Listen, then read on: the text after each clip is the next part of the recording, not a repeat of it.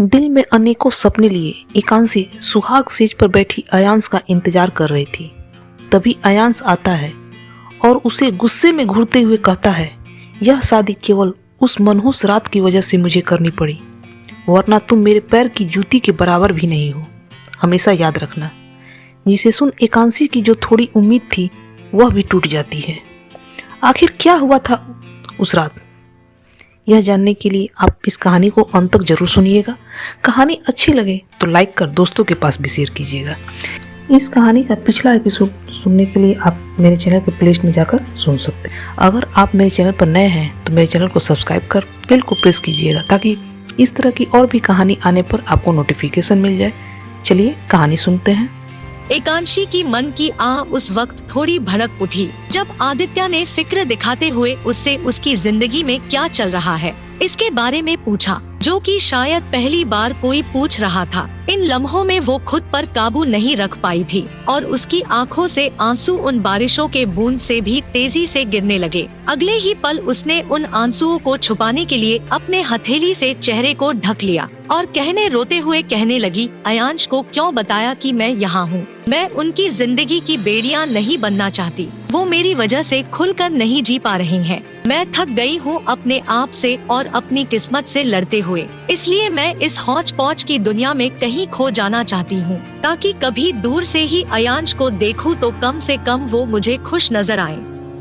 एकांशी को इस तरह रोता बिलखता देख आदित्य ने उसे संभालने के लिए अपने हाथों को आगे किया और उसकी बाह पकड़कर बोला, ऐसी भी क्या बात है कि वो तुम्हारे साथ खुश नहीं है? तुम सुंदर को होशियार भी हो और सबसे बड़ी बात तुम अपने रिश्ते को लेकर ईमानदार हो। फिर वो क्यों तुम्हारे साथ खुश नहीं है? क्या उसकी जिंदगी में कोई और भी लड़की है? वो लड़का जो होटल में था वो वैसे बात क्यों कर रहा था? तुम दोनों की शादी कोई समझौता तो नहीं है ना? मुझे खुलकर समझाओ।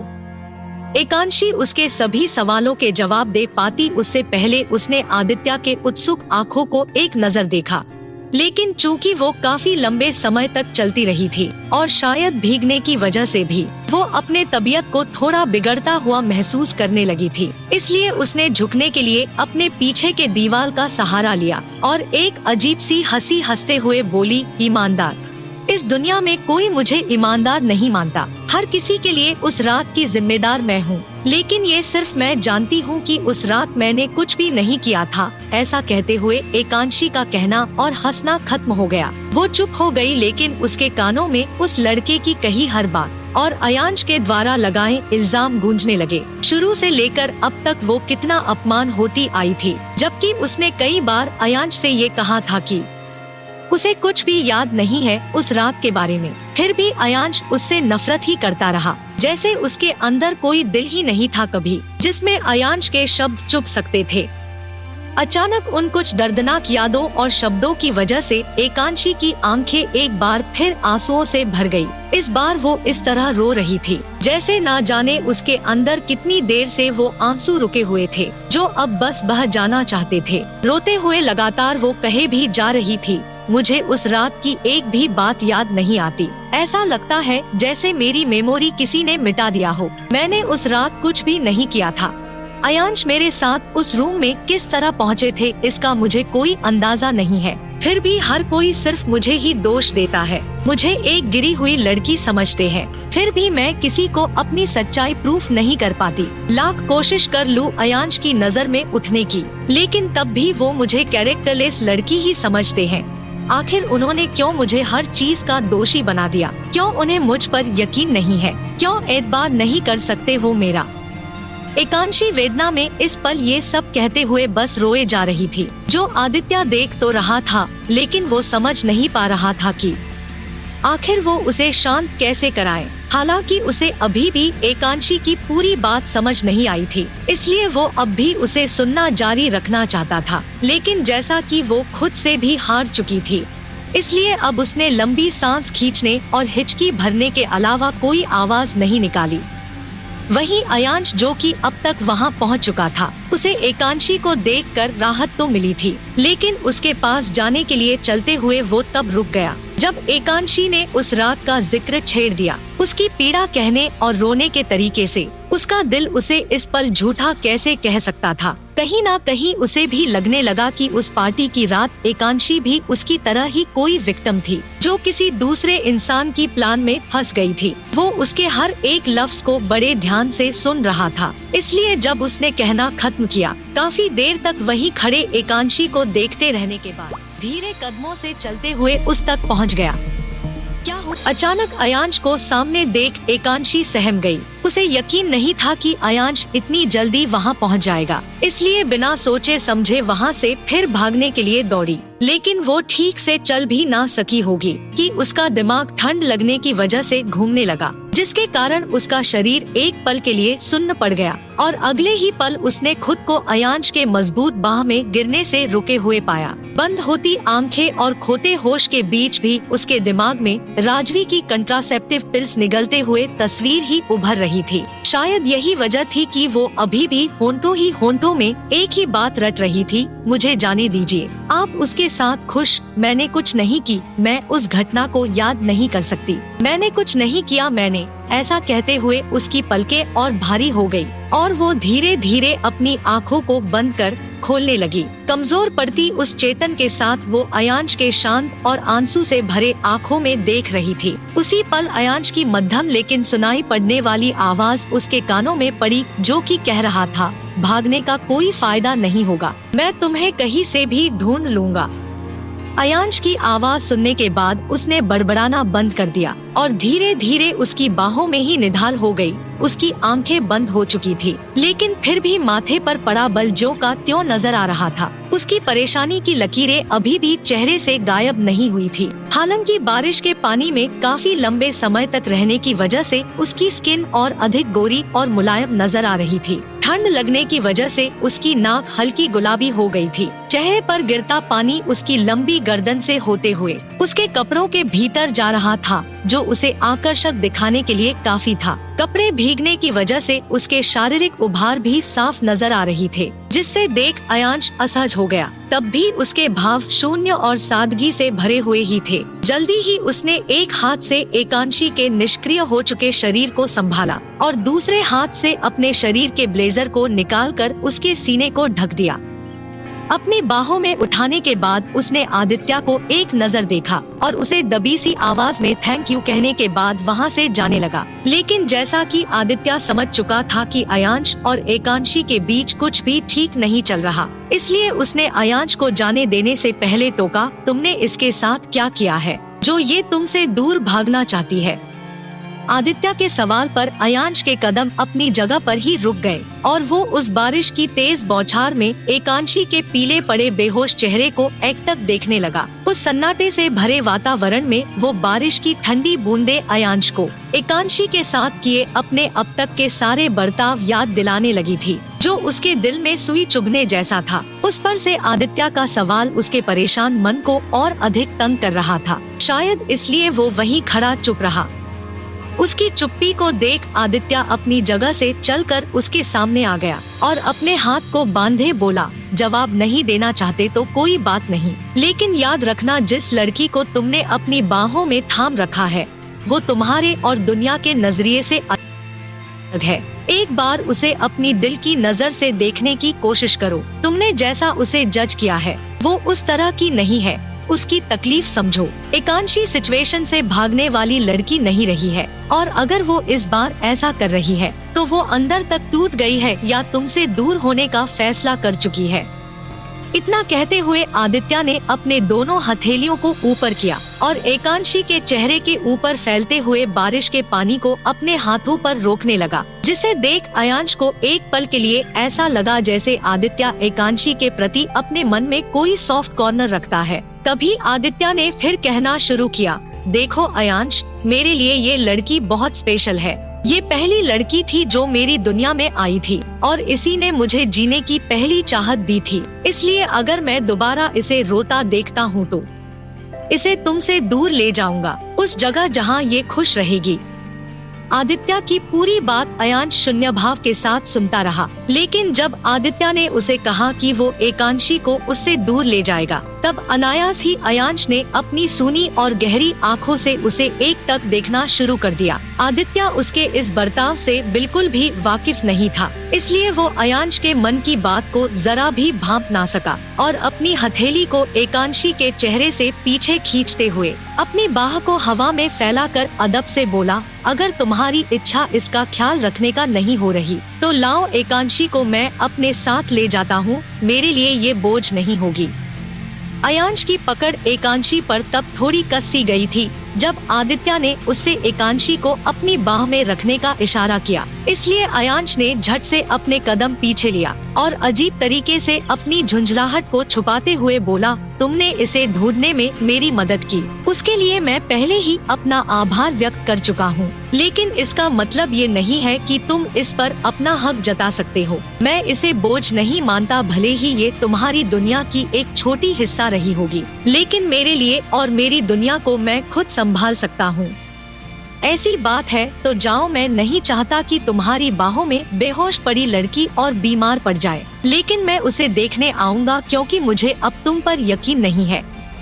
आदित्य ने कहते हुए अपने हाथ को नीचे किया और अयांश के जाने के लिए रास्ता छोड़ दिया। आदित्य के एक बगल हटते ही अयांश उसके समीप से गुजरते हुए जाने लगा। तभी आदित्य भी उसके पीछे दौड़ा और वापस एकांशी के चेहरे के ऊपर अपनी हथेली फैलाए चलने लगा, जिसे देख उस तेज बारिश में भी अयांश के शरीर में अजीब तरह की चिंगारी फैल गई, जो धीरे धीरे उसके कदमों को धीरे करने लगी और एक पल के बाद वो पूरी तरह से रुककर आदित्य को अपनी ठंडी निगाहों से देखने लगा। आदित्य पर कोई असर ना होता देख अयांश का दिमाग और अधिक झुंझला गया और अगले ही सेकंड उसने एकांशी के सिर को सहजता से उठाकर अपने सीने में छुपा लिया। उसके ऐसा करने से अब बारिश की एक भी बूंद एकांशी के चेहरे पर नहीं पड़ रही थी, बल्कि सारा पानी सीधे उसके कंधे से होते हुए पीठ पर जा रहा था, जिसके कारण आदित्य ने थोड़ा हेजिटेट करते हुए अपने हाथ को पीछे खींच लिया और मुस्कुराते हुए बोला, इसमें कोई शक नहीं कि तुम मुझसे जलते हो। अब जाओ, मैं तुम्हारे साथ नहीं आऊँगा, लेकिन कल जरूर आऊँगा। अपनी कार तक पहुंचते हुए अयांश ने एकांशी के चेहरे को वैसे ही छुपाए रखा। हालांकि अब बारिश की बूंदें गिरनी बंद हो चुकी थी, लेकिन तब भी बारिश के बाद की चलने वाली ठंडी हवा बदन को ठिठुराने के लिए काफी थी। इसलिए उसने जल्द से जल्द एकांशी को कार के अंदर लेटाने के लिए पिछले सीट के दरवाजे को खोलने की कोशिश की, लेकिन जैसा कि उसके दोनों हाथ एकांशी को पकड़े हुए थे, वो चाह कर भी दरवाजे को खोल नहीं पा रहा था। उसके हाथ अगर दरवाजे के लॉक तक पहुंच भी जाते, तब भी वो उसे पकड़ने और खींचने में कामयाब नहीं हो पा रहा था। 5-6 कोशिशों के बाद उसकी नजर आदित्य पर पड़ी, जो बस अभी अभी उस विनयार्ड के गेट से बाहर आ रहा था। उससे मदद मांगने में अयांश का मन पहले कुछ सेकंडों तक हिचकिचाया, लेकिन जैसा कि वो एकांशी के बुखार से तपते शरीर को अपने अहम के आगे नहीं भूल सकता था, इसलिए उसने बड़ी ही तेज लेकिन बिना भाव के आदित्य को आवाज दिया, सुनो। अयांश की आवाज कान में पड़ने के बाद आदित्य ने उसे एक नजर देखा, लेकिन काफी दूर होने की वजह से उसे लगा जैसे उसने कुछ गलत सुन लिया था, इसलिए वो वापस अपने रास्ते चलने लगा। तभी एक बार फिर उसके कानों में अयांश का वही बेरुखी से भरा लहजा सुनाई पड़ा, जिसके बाद वो ना चाहते हुए भी अयांश के कार की ओर बढ़ गया और चलते चलते पूछने लगा, अब क्या हुआ? दरवाजे को खोलने में मेरी मदद करो। अयांश ने अभी भी नाक भौं चढ़ाए हुए बेरुखी से कहा, जिस पर आदित्य ने दरवाजे को खोलने से साफ इनकार कर दिया और बोला, मुझसे इस काम के लिए विनती करो। आदित्य के बचपने को देखते हुए अयांश ने अपने मदद मांगने पर अफसोस किया और वापस अपने हथेली को दरवाजे तक लेकर उसे अनलॉक करने की कोशिश करने लगा, लेकिन इस बार भी वो सफल नहीं हो सका, जिसे देख आदित्य आगे बढ़ा और दरवाजे को खोलते हुए बोला, मुझे यकीन नहीं होता कि एकांशी तुम्हारे जैसे घमंडी के साथ रह रही है। सिर्फ एक प्लीज की ही तो बात थी, वो भी तुमसे कहा नहीं गया। काफी जिद्दी और अहंकारी हो तुम, अपनी आदत में सुधार लाओ। क्या होगा? अपने हमेशा की आदत की तरह अयांश ने आदित्य के हर एक लफ्ज को इग्नोर कर दिया और एकांशी को पिछले सीट पर लेटाने के बाद उसके ऊपर से उस भीग चुके ब्लेजर को हटा दिया, जिसके बाद उसने सीट पर ही एक बगल रखे कृति के एक सफेद फर वाले कोट को देखा, जो कि शायद उसने कार में ही कभी छोड़ दिया होगा। बिना समय को व्यर्थ किए उसने उस कोट को उठा लिया और चूंकि ठंड की वजह से एकांशी के शरीर में हल्की कंपन हो रही थी, इसलिए उसने एकांशी को उस कोट से ढक दिया ताकि वो कुछ गर्मी महसूस कर सके। एकांशी को उस कोट की मदद से कुछ गर्मी देने के एक पल बाद ही अयांश ने पीछे के दरवाजे को बंद किया और आदित्य पर कोई अटेंशन ना देते हुए ड्राइविंग सीट की तरफ बढ़ गया। कार के अंदर दाखिल होने के साथ ही आदित्य ने कार के स्टार्ट होने की आवाज सुनी, जिसके बाद वो भी अयांश को घमंडी कहते हुए अपनी गाड़ी की तरफ चला गया। हालांकि उसकी नजर दूर जाती अयांश के कार पर तब तक टिकी रही जब तक कि वो उसके आंखों से ओझल ना हो गई। होटल तक जाने के रास्ते में अयांश की नजर सड़क से ज्यादा पीछे बेहोश पड़ी एकांशी के ऊपर जमी हुई थी। उसके जहन में एकांशी की आज की दी गई सफाई बार बार याद आ रही थी, जो उसके दिल के कई हिस्सों को बेचैन और उदास करने लगा था।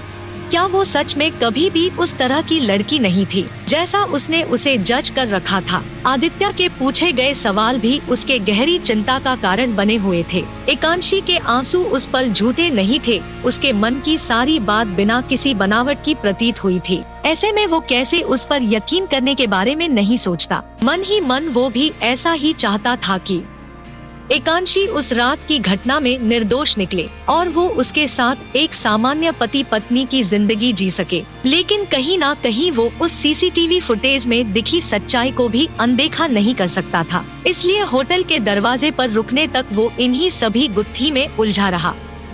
दरवाजे पर कार खड़ी करते हुए अचानक उसका सारा ध्यान उन सभी बातों से बाहर निकल आया और वो तेजी से कार के बाहर निकला। एकांशी को बैक सीट से उठाने से पहले उसने एकांशी के माथे को छूकर बुखार की जांच की। अब एकांशी का माथा बुखार से और अधिक तप रहा था, इसलिए उसने सबसे पहले अपने फोन को बाहर निकाला ताकि वो राघव को कॉल कर डॉक्टर के साथ कमरे में आने को कह सके। लेकिन उसका फोन बारिश के पानी में भीगने की वजह से बंद पड़ गया था, इसलिए उसने उस फोन को कार के सीट पर यूं ही बेतरतीबी से फेंक दिया और एकांशी को उठाकर होटल एंट्रेंस की तरफ बढ़ गया। होटल में दाखिल होने से पहले उसने कार की चाबी को वहां दरवाजे पर खड़े एक होटल स्टाफ को दिया और उससे बोला, ब्लैक कार को पार्क करने के बाद कार की चाबी को रूम नंबर 618 में पहुंचा दीजिएगा।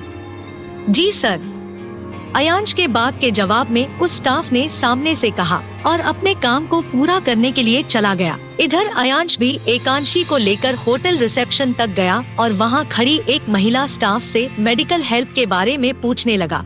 अयांश के सवाल जवाब पर और उसकी बाहों में पड़ी एकांशी को देखते हुए उस महिला स्टाफ ने परिस्थिति की गंभीरता को समझा और अयांश को आश्वासन देते हुए बोली, सर, हमारे होटल में हर पल कोई एक मेडिकल टीम जरूर मौजूद होती है। आप फिक्र ना करें, मैं 5 मिनट में अपने एक स्टाफ के साथ मेडिकल हेल्प दिलाती हूँ। आप प्लीज अपना रूम नंबर बता दीजिए।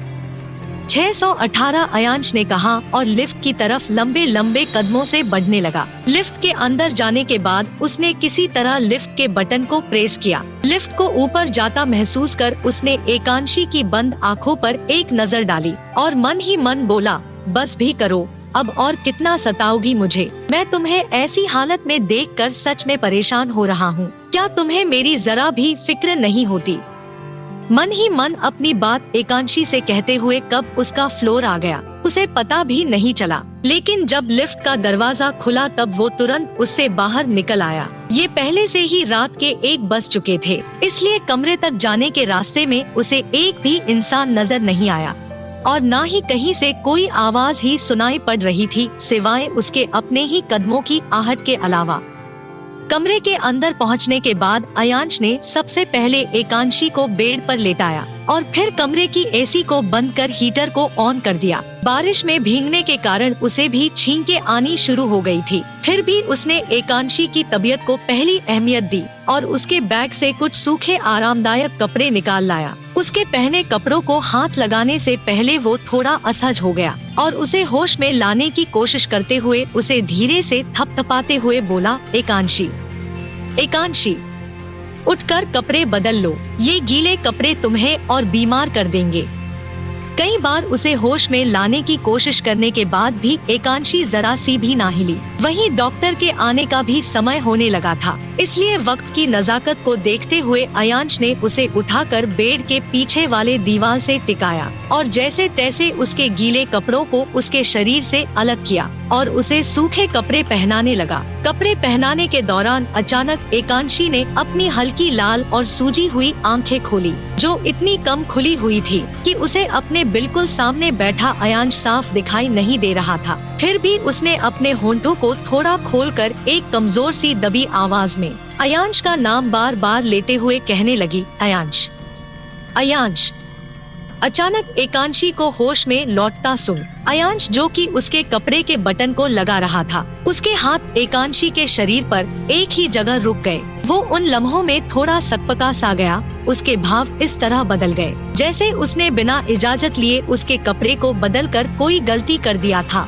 लेकिन जैसा कि वो होश में लौटने के बाद भी बुखार की वजह से सोचने समझने की हालत में नहीं थी, वो लगातार कराहते हुए अयांश का नाम ही ले रही थी। उसकी हालत को देखते हुए अयांश ने अपने हाथों को जल्दी जल्दी चलाया और उसे सही ढंग से कपड़े पहना दिए। एकांशी को वापस बेड पर लिटाते हुए उसने उसे ऊपर से नीचे तक ब्लैंकेट से कवर किया और उसके गीले कपड़े को अपने एक हाथ में लेकर मुड़ने लगा। उसी पल एकांशी ने उसके दूसरे हथेली को पकड़ लिया। उसके ऐसा करने पर अयांश जब उसकी ओर मुड़ा, उसने देखा एकांशी की आंखें बंद है, फिर भी उसकी आंखों के कोनों से आंसू बूंद बूंद कर तकिए पर गिरे जा रहे हैं और उसका चेहरा पहले से ज्यादा तंग और फीका हो चला है। इन सब के बीच वो कुछ बुदबुदा भी रही थी, जो इतनी कम आवाज में था कि अयांश को उसके लफ्ज सुनने के लिए चेहरे तक झुकना पड़ा।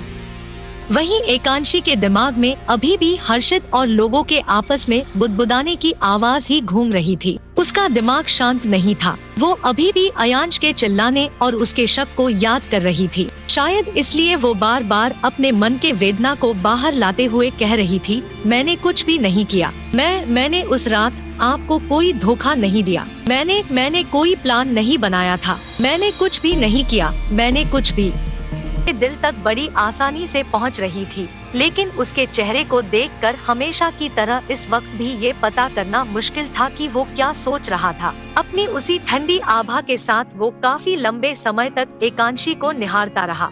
वो नहीं जानता था कि एकांशी की बात में कितनी सच्चाई थी, लेकिन अपने दिल के भीतर किसी कोने में उसे एकांशी की तकलीफ जरूर महसूस हो रही थी। एक डर उसके मन को घेर चुका था। अगर एकांशी उस रात से लेकर अब तक निर्दोष थी तो उसने एकांशी को कितनी बार जलील और तिरस्कृत किया था। वो कितनी बार उसे अकेले छोड़कर जा चुका था, और एक वो थी जो इन सब के बदले हमेशा बस चुप रहती या रोती रहती थी। वे शब्द जो एकांशी उस डर के बीच कहने की कोशिश करती, उसने कभी उस डर में लिपटे लफ्ज को सुनने तक की जहमत नहीं की थी। वो हमेशा उसे गलत समझता आया था। क्या वो सच में निर्दोष थी? एक ओर अयांश का दिल एकांशी को सही समझ रहा था, तो वहीं दूसरी ओर उसका दिमाग उस पेन ड्राइव के फुटेज को नहीं भूल सका था। एक साथ दो ख्यालों की अजीब कशमकश में उसे काफियत होने लगी। एक ग्लानि और विश्वास न करने की सोच उसे अंदर से उलझाए हुए थी। ख्यालों की वो कड़ी जो शायद कभी नहीं टूट सकती थी, अचानक बजी रूम की बेल की आवाज के साथ बिखर कर रह गई। उन उलझन से भरे सवालों और जवाबों से बाहर आते ही अयांश को अपने हथेली पर कुछ गर्माहट महसूस हुआ, जिस पर नजर डालने पर उसे अपनी हथेली में एकांशी का नाजुक हाथ दिखाई पड़ा, जो अभी भी उसके हथेली को पकड़े हुए था। लगातार बजती घंटी की आवाज से अयांश ने एकांशी के पकड़ से खुद को छुड़ा दिया और दरवाजे को खोलने के लिए बढ़ गया। दरवाजे को खोलने पर उसने अपने सामने आंखों पर चश्मा पहने लड़के को देखा, जिसकी उम्र 27 या 28 साल रही होगी। उसके चेहरे से थोड़ा नीचे उतरने पर अयांश की नजर उसके सफेद कोट और हाथ की परिशावक पर पड़ी, जिससे अयांश समझ गया कि उसके सामने खड़ा लड़का एक डॉक्टर है। इसलिए उसने उससे शांत लेकिन ठंडे भाव से कहा, अंदर आ जाइए। पेशेंट कहाँ है? क्या आप मुझे उनके बीमार होने के बारे में थोड़ी जानकारी दे सकते हैं? दरवाजे को पार कर अंदर आते हुए डॉक्टर ने पूछा, जिस पर अयांश ने जवाब दिया, वो बारिश में भीग गई थी, उसके बाद अचानक बेहोश हो गई और अभी उसकी बॉडी काफी गर्म लग रही है। मैं देख लेता हूँ, मुझे लगता है ये साधारण सा बुखार होगा, डॉक्टर ने कहा और अंदर आकर एक जगह रुक गया। उसे खड़ा देख अयांश ने उसे बेडरूम की तरफ आने का इशारा किया और खुद आगे चलने लगा। कमरे में आने के बाद डॉक्टर ने बिस्तर पर अपना बैग रखा। उसे खोलकर उसने उसमें से थर्मामीटर निकाल लिया और सामने लेटी हुई एकांशी के बॉडी टेम्परेचर को मापने लगा। कुछ पलों के बाद उसने अपने पीछे खड़े अयांश की तरफ अपना सिर घुमाया और उससे साधारण भाव से पूछा, क्या ये आपकी वाइफ है? उसके इस सवाल पर अयांश ने प्रतिक्रिया किया, हाँ, ये मेरी पत्नी है। क्या बात है, क्या वो ठीक नहीं है? अगर ज्यादा सीरियस है तो मैं इसे हॉस्पिटल भी ले जा सकता हूँ। कहते हुए अयांश की आंखों में चिंता भर आई और उसकी आवाज में घबराहट साफ झलकने लगी। उसके एक्सप्रेशन से उसके घबराहट का अंदाजा डॉक्टर ने एक पल में भांप लिया और सिर को ना में हिलाते हुए उसे जल्दी से आश्वस्त किया, घबराने की बात नहीं, वो बात ये है कि इनका बुखार इतना ज्यादा भी नहीं है कि ये बेहोश हो जाए। देखने में ये शादीशुदा नहीं लगती। पत्नी वाली बात पूछने का कारण है कि हो सकता है ये प्रेग्नेंट हो। इतना कहते हुए डॉक्टर पूरे 1 मिनट के लिए चुप हो गया। अयांश की हैरान लेकिन उलझी हुई नजरों को अपने ऊपर गड़ा हुआ देख डॉक्टर ने फिर कहना शुरू किया, प्रेगनेंसी जानने के लिए ब्लड टेस्ट करना होगा और उसकी रिपोर्ट आने में वक्त लग जाएगा, इसलिए मैंने इसे इस तरह पूछा। अगर आप सहज नहीं है तो मुझे मेरे सवाल के लिए माफ कीजिएगा। अयांश की नजरें उस डॉक्टर के सवाल के बाद इस तरह गहराई में उतरते हुए कहीं खोने लगी, जैसे वो कुछ याद करने लगा हो। उसका दिमाग एक दिन पहले अपने और एकांशी के बीच बढ़ी उस बिना नफरत की प्यार भरी नजदीकी को याद करने लगा। उस मदहोश भरे रात को याद करते हुए उसके दिमाग में ये बात भी घूम गई कि इतनी जल्दी एकांशी प्रेग्नेंट नहीं हो सकती। ये सिर्फ एक दिन गुजरा था, इसलिए उसने डॉक्टर को साफ इनकार करते हुए कहा, ये नहीं हो सकती, she is not pregnant. Oh, doctor की आवाज आई, जिसके बाद वो कुछ पलों तक कुछ सोचने लगा और फिर अयांश से बोला, फिर क्या इनको किसी बात का स्ट्रेस है? चेहरे का रंग भी काफी पीला पड़ा हुआ है और बेहोश होने के बावजूद भी आंखों की पुतलियां स्थिर नहीं है। इनका मन शांत नहीं है। बुखार फिलहाल तो कम है, इसलिए बिना एंटीबायोटिक के भी काम चल जाएगा। फिर वो एक छोटे से नोटपैड को बैग से निकालकर उस पर कुछ लिखते हुए बोला, अभी के लिए ये बुखार की दवाई खिला दीजिए, लेकिन मैं यहाँ एक एंजाइटी पिल्स भी लिख देता हूँ, वो भी सुबह खाली पेट दीजिए और कोशिश कीजिए कि ये तनाव से बचे। डॉक्टर के अनुदेश पर ध्यान देते हुए अयांश ने उसके हाथ से प्रिस्क्रिप्शन लिया और एक बार को अपने सिर को हाँ में हिला दिया। अपना काम खत्म कर डॉक्टर अपनी जगह से उठा और अपने साथ लाए बैग को बंद करने लगा। उसे जाने के इरादे में देख अयांश ने उसे पैसे देने के लिए अपना वॉलेट निकाला, लेकिन जैसा कि वो काफी देर तक बारिश में रहा था, जिसके कारण उसका वॉलेट ऊपर से पूरी तरह गीला हो चुका था। हालांकि उसके अंदर रखे कुछ कैश और कार्ड ठीक स्थिति में लग रहे थे, इसलिए उसने उसमें से कुछ कैश बाहर निकाल और डॉक्टर की तरफ बढ़ा दिया। डॉक्टर ने उस पैसे को लिया और एक हल्की मुस्कान के साथ बोला, मिस्टर, आप भी इन गीले कपड़ों को बदल लीजिए, ये आपको बीमार कर सकते हैं, वैसे ही सर्दी शुरू हो गई है। इतना कहने के बाद डॉक्टर ने अपना बैग लिया और रूम से बाहर चला गया। उसके जाते ही अयांश ने उस प्रिस्क्रिप्शन पर अपनी उंगलियों को दबाया और बिना अपने गीले कपड़े पर ध्यान दिए कमरे से बाहर निकलने लगा, लेकिन दरवाजे तक पहुंचते ही वो अचानक रुक गया। मुड़कर एकांशी को देखने से पहले वो लगभग 20 सेकंड तक यूं ही खड़ा रहा और आखिरकार उसकी तरफ बिना देखे ही चला गया।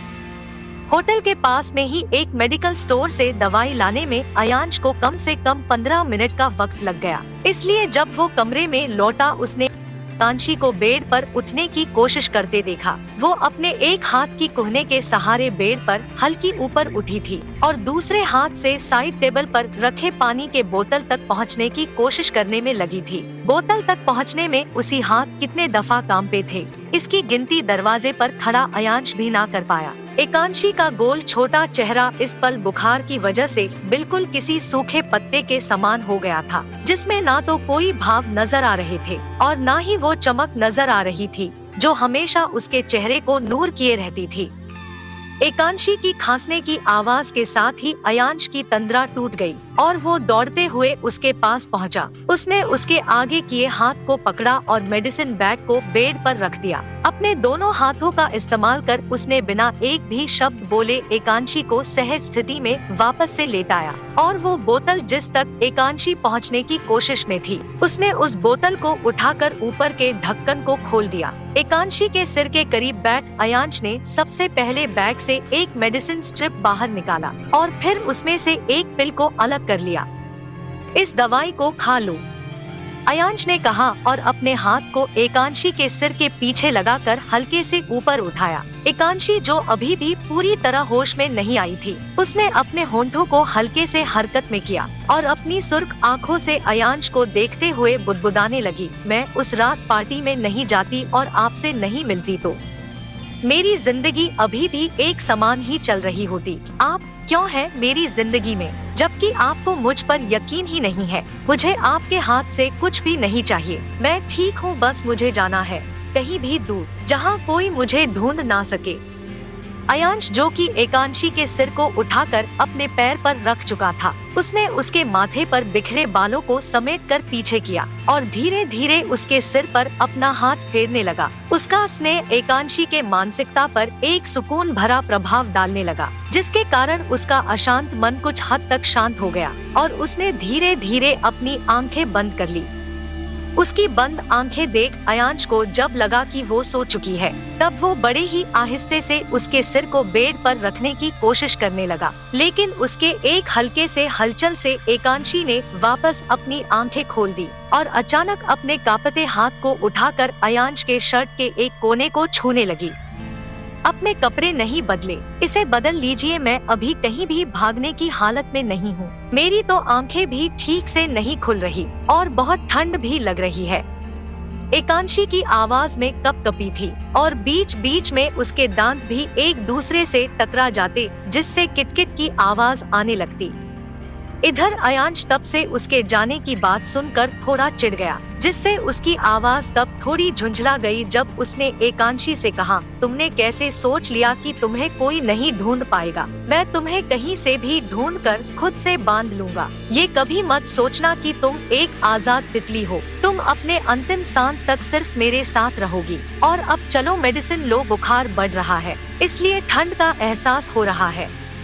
नहीं खाना मुझे, मेरी तकलीफें इससे खत्म नहीं होगी। सबसे पहले आप अपने कपड़े को बदल लीजिए, वरना आपको भी बुखार हो जाएगा। फिर मुझे आपकी देखभाल करनी होगी और जब आप ठीक हो जाएंगे तो सोचेंगे कि मैंने आपकी बीमारी में होने का फायदा उठाया है, जैसा पिछली बार। इतना कहते कहते एकांशी अचानक चुप हो गई। उसके दिमाग में वो यादें कौंध गई जब एक बार उसने सारी रात जागकर अयांश की देखभाल की थी और जब वो उठा तो उसने उसे कितनी बुरी तरह ट्रीट किया था, यहाँ तक कि उसे वैसे ही दर्द में छोड़कर चला गया था। उस वक्त की तकलीफ आज भी एकांशी के मन में वैसे ही ताजी थी, जैसे वो सब कुछ उसके साथ अभी एक सेकंड पहले ही हुआ था।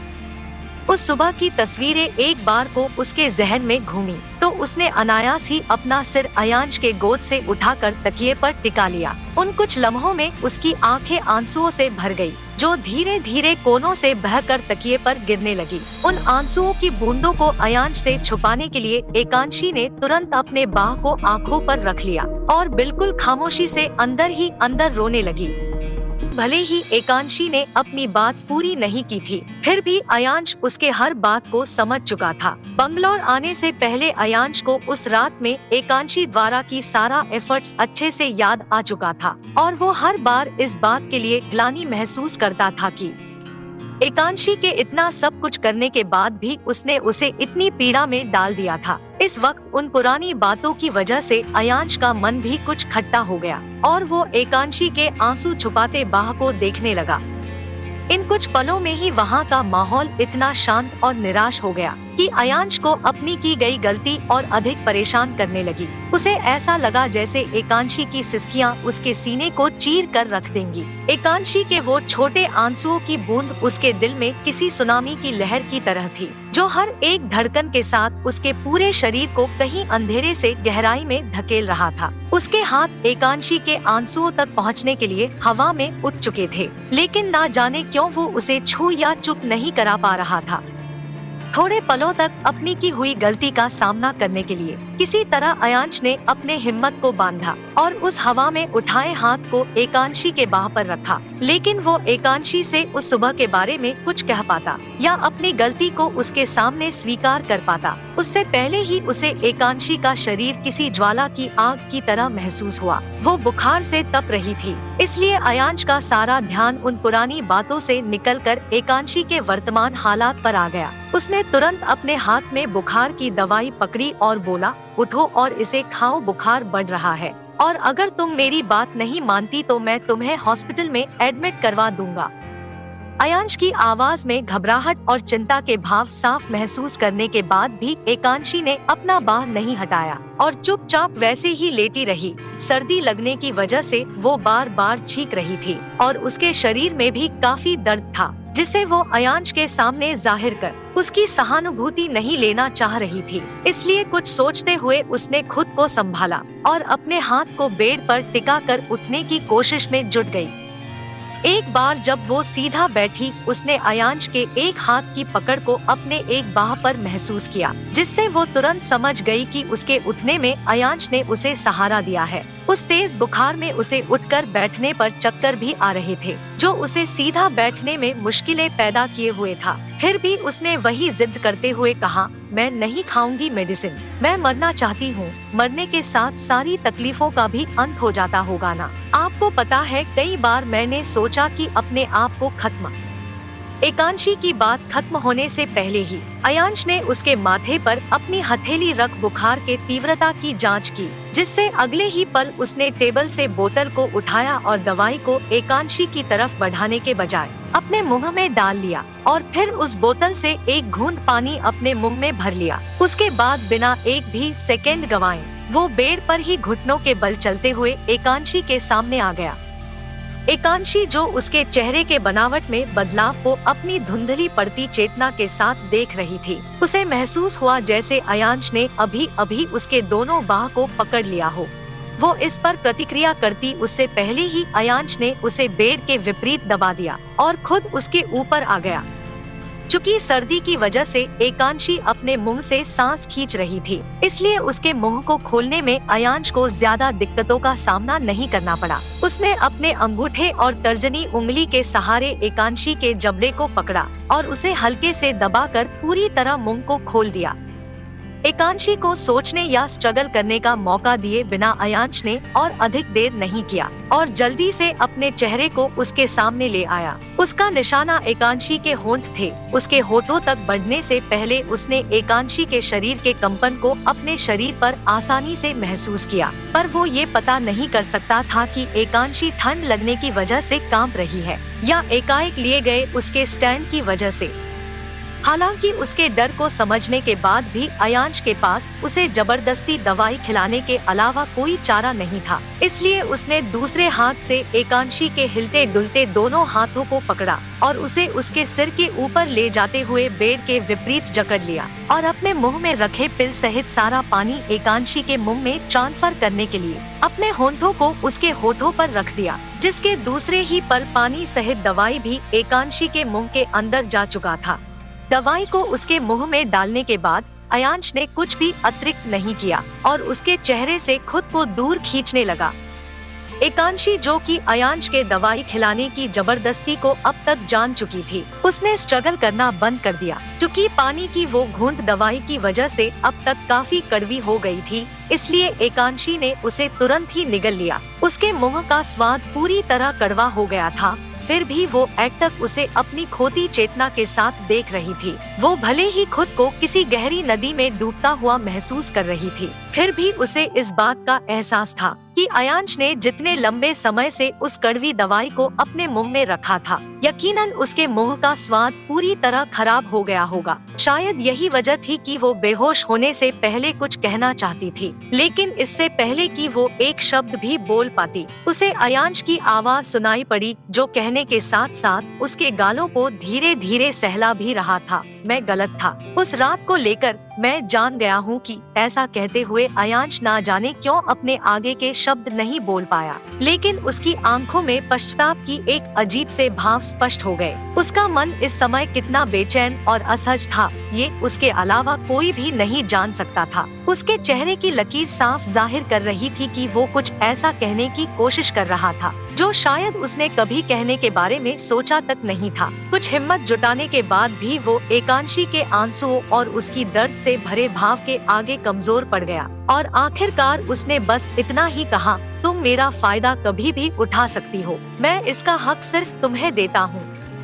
इधर एकांशी ने उसके शुरू के कुछ शब्दों को साफ साफ सुना, लेकिन जैसे जैसे वो अपनी चेतना खोती गई, अयांश की आवाज भी उसके कानों में सुनाई पड़ना बंद हो गई। उसकी गहरी और लंबी होती सांस की आवाज जब अयांश के कानों में पड़ी, तब जाकर उसने नोटिस किया कि वो बुखार की वजह से सो गई है।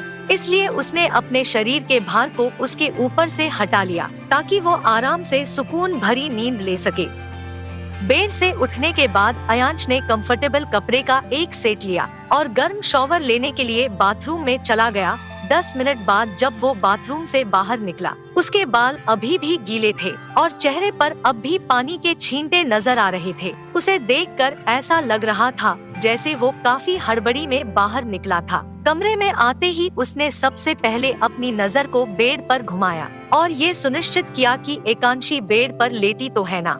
उसे फिर एक बार छोड़कर कहीं भाग तो नहीं गई, लेकिन जैसा कि वो भागने की हालत में नहीं थी और बेड पर ही सो रही थी, इसलिए उसने राहत की सांस भरी और अपने बालों को तौलिए से पोंछते हुए बेड तक आ गया।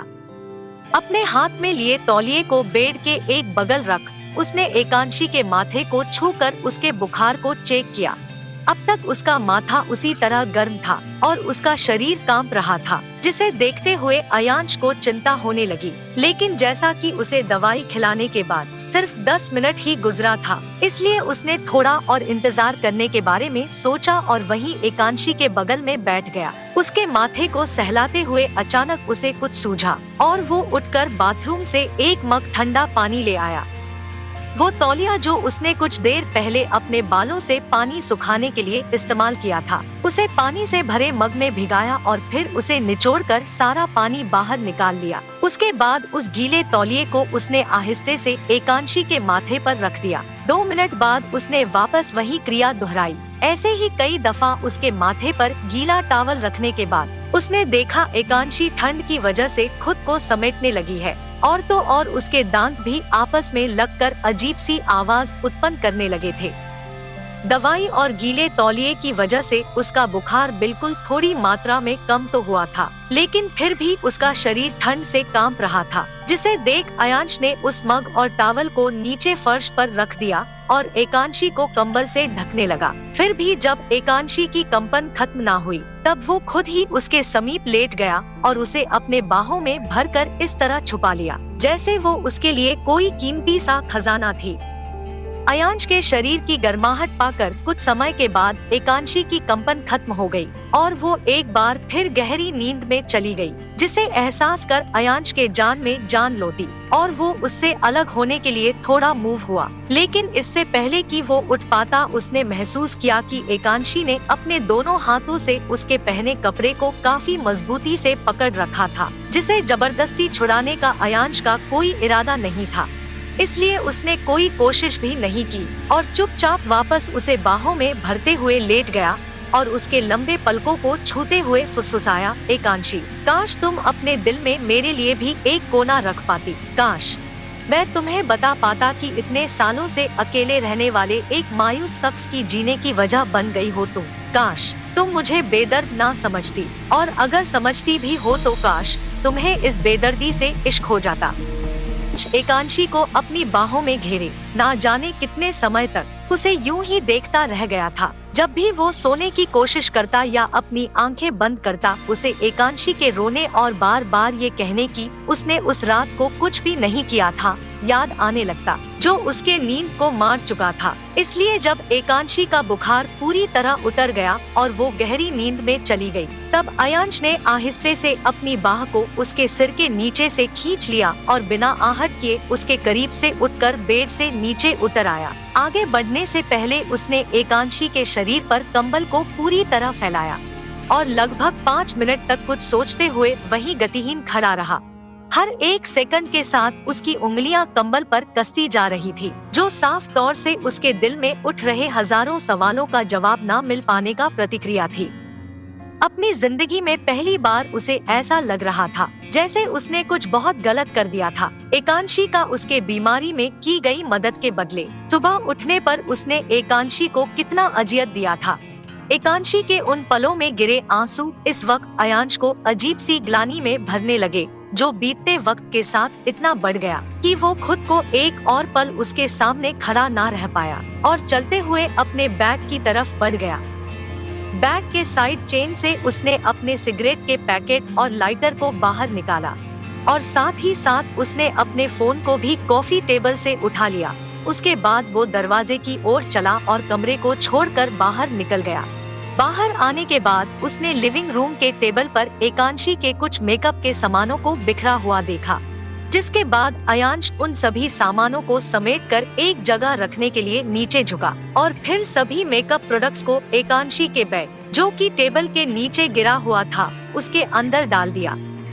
अपने फोन को एक बार और खोलने की कोशिश करते हुए उसने पावर बटन को प्रेस किया, लेकिन इस बार भी उसका फोन ना खुला, जिससे उसने उस फोन को वहीं सोफे पर बेझिझक फेंक दिया और लिविंग में लगे घड़ी पर देखने लगा। इस वक्त सुबह के 4 बजे थे। पिछली रात की वजह से वो पहले ही काफी थका हुआ था, इसलिए वो ज्यादा देर तक चलना फिरना नहीं चाहता था। उसने लिविंग रूम के लंबे से खिड़की को खोल दिया और उसके सामने एक चेयर लगाकर बैठ गया। एक पल के बाद उसने अपने हाथ में ली हुई सिगरेट के पैकेट से एक सिगरेट निकालकर जला ली और बाहर अभी भी होती बारिश की बूंदा बूंदी को देखने लगा।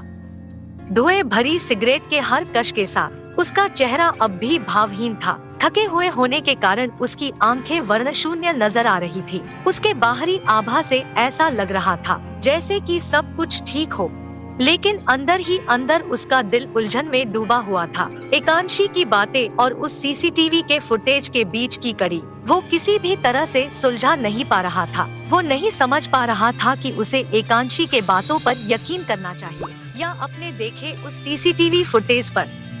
इन सब के बीच वो ये भी नहीं भूल सकता था कि एकांशी उसकी जिंदगी में कितनी महत्व रखने लगी है। वो उसके बिना जीने के बारे में सोचना तक नहीं चाहता था। इतने सालों बाद एकांशी के रूप में उसे एक परिवार मिला, जिसे खोने के बारे में सोचने मात्र से उसका दिल दर्द और डर के एक अजीब मिश्रण से भर जाता, जो उसके शरीर में एक सिरहन के रूप में दौड़ने लगता। और वो ये बात भी जानता था कि एकांशी उसके लिए जानलेवा है, तब भी वो उसे खुद से दूर नहीं कर सकता था। वो खुद को ये सोचने से ना रोक सका था कि अगर वो गलत भी साबित होती है, तब भी वो अपने आकर्षण की वजह से आसानी से उसके मन में बस सकती थी। हालांकि उसे कभी भी ये बात समझ नहीं आई थी कि एकांशी जैसी एक औरत कैसे और किस तरह से उसके मन मस्तिष्क को बेचैन और बेकाबू करने में कामयाब हो जाती थी। उसके दिल में अपने लिए जगह बना सकती थी, अपने एक हल्की अदा से उसके पूरी कायनात को बदल कर रख सकती थी। इस समय वो अपने सबसे ईमानदार और साफ इरादों के साथ उसके बारे में सोच रहा था, जो कि वो खुद भी महसूस कर सकता था। बारिश की वजह से आसमान अब तक कुछ साफ नहीं हो पाया था और स्ट्रीट लैंप की रोशनी तारों से टिमटिमा रही थी। इस दृश्य को देखते हुए वो एक के बाद एक सिगरेट के कश को खींचता जा रहा था, जैसे वो अपने दिल के अंदर चल रहे द्वंद को संभाल नहीं पा रहा हो। एकांशी की उस पार्टी वाले रात में कुछ ना करने की बात और अपने आंखों से देखे गए सीसीटीवी फुटेज को कई बार जोड़ने के बाद अयांश आखिरकार इस नतीजे पर पहुंचा कि भले ही एकांशी ने उस रात उसे ड्रग्स किसी भी इरादे से दिया था, लेकिन अब वो उसके साथ ही रहना चाहती थी। इसलिए बार बार वो अपने आप को उसके नजरों में बेगुनाह साबित कर रही थी। या ये भी हो सकता था कि एकांशी ही सच कह रही थी, वो ही था जिसने सीसीटीवी फुटेज को ठीक से नहीं देखा और अपनी राय बना ली। उसके सामने 2 विकल्प थे। एक, पुरानी सारी बातों पर मिट्टी डालकर वो एकांशी की बातों पर आंख मूंद कर यकीन कर ले और अपनी जिंदगी उसके साथ खुशहाली से बिताए, और दूसरी ये थी कि वो उस सच्चाई को जानने की एक बार और कोशिश करे, जिसमें उसे निराशा और एकांशी के दिए धोखे का सामना भी करना पड़ सकता था, जो एक बार फिर उसके मन में एकांशी के प्रति जागे स्नेह और प्रेम को घृणा में तब्दील कर सकता था। सामने 2 विकल्प होने के बावजूद भी उसे कोई आइडिया नहीं था कि उसे कौन सा रास्ता चुनना है। अयांश एक ख्याल से दूसरे ख्यालों पर आते हुए तब तक वहीं बैठा रहा जब तक कि काले बादल छटकर साफ आसमान में सूरज ना चमकने लगा और शहर फिर से शोर और हलचल में तब्दील ना हो गया। सूरज की तेज रोशनी चेहरे पर पड़ने की वजह से वो अपनी जगह को छोड़कर खड़ा हुआ और वापस कमरे में पहुंचकर उसने नए कपड़े पहन लिए। होटल के कमरे से बाहर जाने से पहले उसने अपने वॉलेट को भी ले लिया। लगभग 1 घंटे के बाद जब वो वापस लौटा तब उसके हाथ में 2 बैग थे जो देखने में किसी रेस्टोरेंट के बैग जैसी दिख रहे थे। उसने उन बैग से खाने की 2 पैक किए बाउल को निकाला और उसे टेबल पर रख एकांशी को नींद से जगाने के लिए बेडरूम में चला गया। बेड के करीब पहुंच उसने देखा कि एकांशी अपने ऊपर से ब्लैंकेट को हटा चुकी थी और उसका सिर तकिए से नीचे लुढ़क आया था। उसके चेहरे से थोड़ा नीचे उतरने पर उसकी नजर एकांशी के शरीर पर पड़ी। चूँकि कल रात बारिश से भीग कर आने के बाद अयांश ने उसके कपड़े बदलकर सिर्फ उसे नाइट गाउन पहना दिया था, इसलिए इस वक्त कंबल हट जाने से उसका बदन और लंबे सुडौल पैर गाउन से झांक रहे थे, जिसे एक लम्हे तक देखने के बाद अयांश ने बिना उसके नींद को तोड़े उसे वापस ब्लैंकेट से ढक दिया। जिसके बाद वो वापस लिविंग रूम में लौट आया। तभी उसके दरवाजे पर किसी की दस्तक हुई और वो दरवाजे को खोलने के लिए उधर ही बढ़ गया। की चहलकदमी से एकांशी की नींद में खलल पड़ गई, जिससे उसने धीरे से अपनी आंखें खोल दी। नींद में उसे ऐसा लगा था जैसे वो अयांश की बाहों में ही लिपट कर सो रही है, लेकिन आंखें खोलने पर उसे अयांश ना तो उसके साथ बेड पर लेटा हुआ मिला और ना ही कमरे में कहीं और ही दिखाई दिया। बेड पर बैठने के साथ उसने अपने उलझे हुए बालों को ठीक किया और कमरे के हर कोने में अयांश को ढूंढने लगी। अयांश को कहीं भी ना देख अचानक उसका दिमाग कल रात की सारी घटना को याद करने लगा। वो अपने यादों में खुद को खींचते वहां तक पहुंच गई जब आदित्य से बात करते हुए अयांश उस विनयार्ड में आ गया था और उसे अपने साथ आने को कह रहा था, लेकिन वो तो उसकी जिंदगी में वापस आना ही नहीं चाहती थी। फिर वो यहाँ कैसे आ गई थी?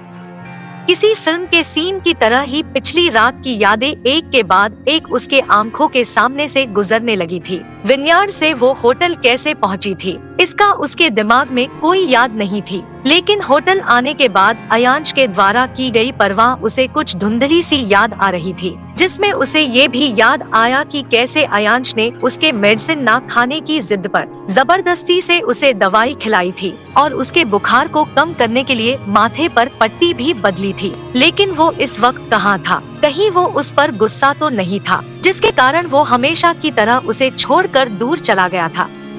वो जल्दी से बिस्तर पर से उतर गई, लेकिन उतरते के साथ ही उसका सिर चक्कर खाने लगा, जिससे वो अपने शरीर पर संतुलन ना रख सकी और एकदम से बेड पर बैठ गई। सर्दी के कारण उसका सिर अभी भी भारी लग रहा था और उसे कुछ देर पर खांसी भी आ रही थी, इसलिए जब तक उसका सिर घूमना बंद नहीं हो गया वो अपने माथे पर हाथ रखे उसी एक जगह स्थिर बैठी रही।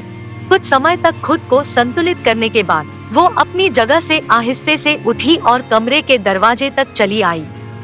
लिविंग रूम में कुछ ऑफिस के लोगों के साथ बैठे अयांश ने जब कमरे के अंदर से कुछ आहट सुनी तो उसने अपने सिर को दरवाजे की ओर घुमाया। वहाँ एकांशी को देख उसने सामने बैठे अपने ही ऑफिस के एम्प्लॉय को एक्सक्यूज मी कहा और फिर उठकर दरवाजे की तरफ बढ़ गया।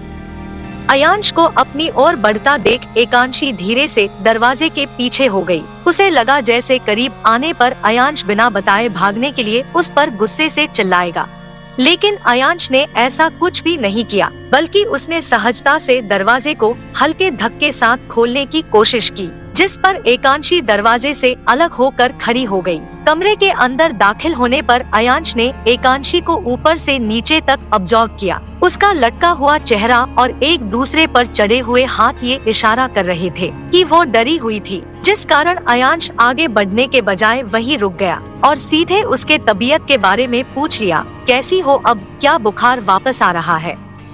मैं ठीक हूँ। एकांशी की घबराहट में सनी हुई आवाज उसके सवाल के तुरंत बाद आई थी, जिसके रिस्पॉन्स में अयांश ने कहा, फ्रेश हो जाओ, उसके बाद मैंने तुम्हारे लिए कुछ हल्का नाश्ता खरीदा है, उसे खा लो फिर दवाई ले लेना। इतना कहने के बाद उसने अपने दोनों हथेली को जेब में भरा और बिना कल रात के बारे में कोई जिक्र किए मुड़कर जाने को तैयार हो गया। लेकिन एकांशी को उसका कुछ भी ना पूछना खलने लगा। उसे लगा जैसे अयांश इतना नाराज है कि उससे कुछ पूछ तक नहीं रहा। इसलिए उसने लपक कर अयांश की बाह पकड़ी और एकदम से बोल पड़ी, रुक जाइए।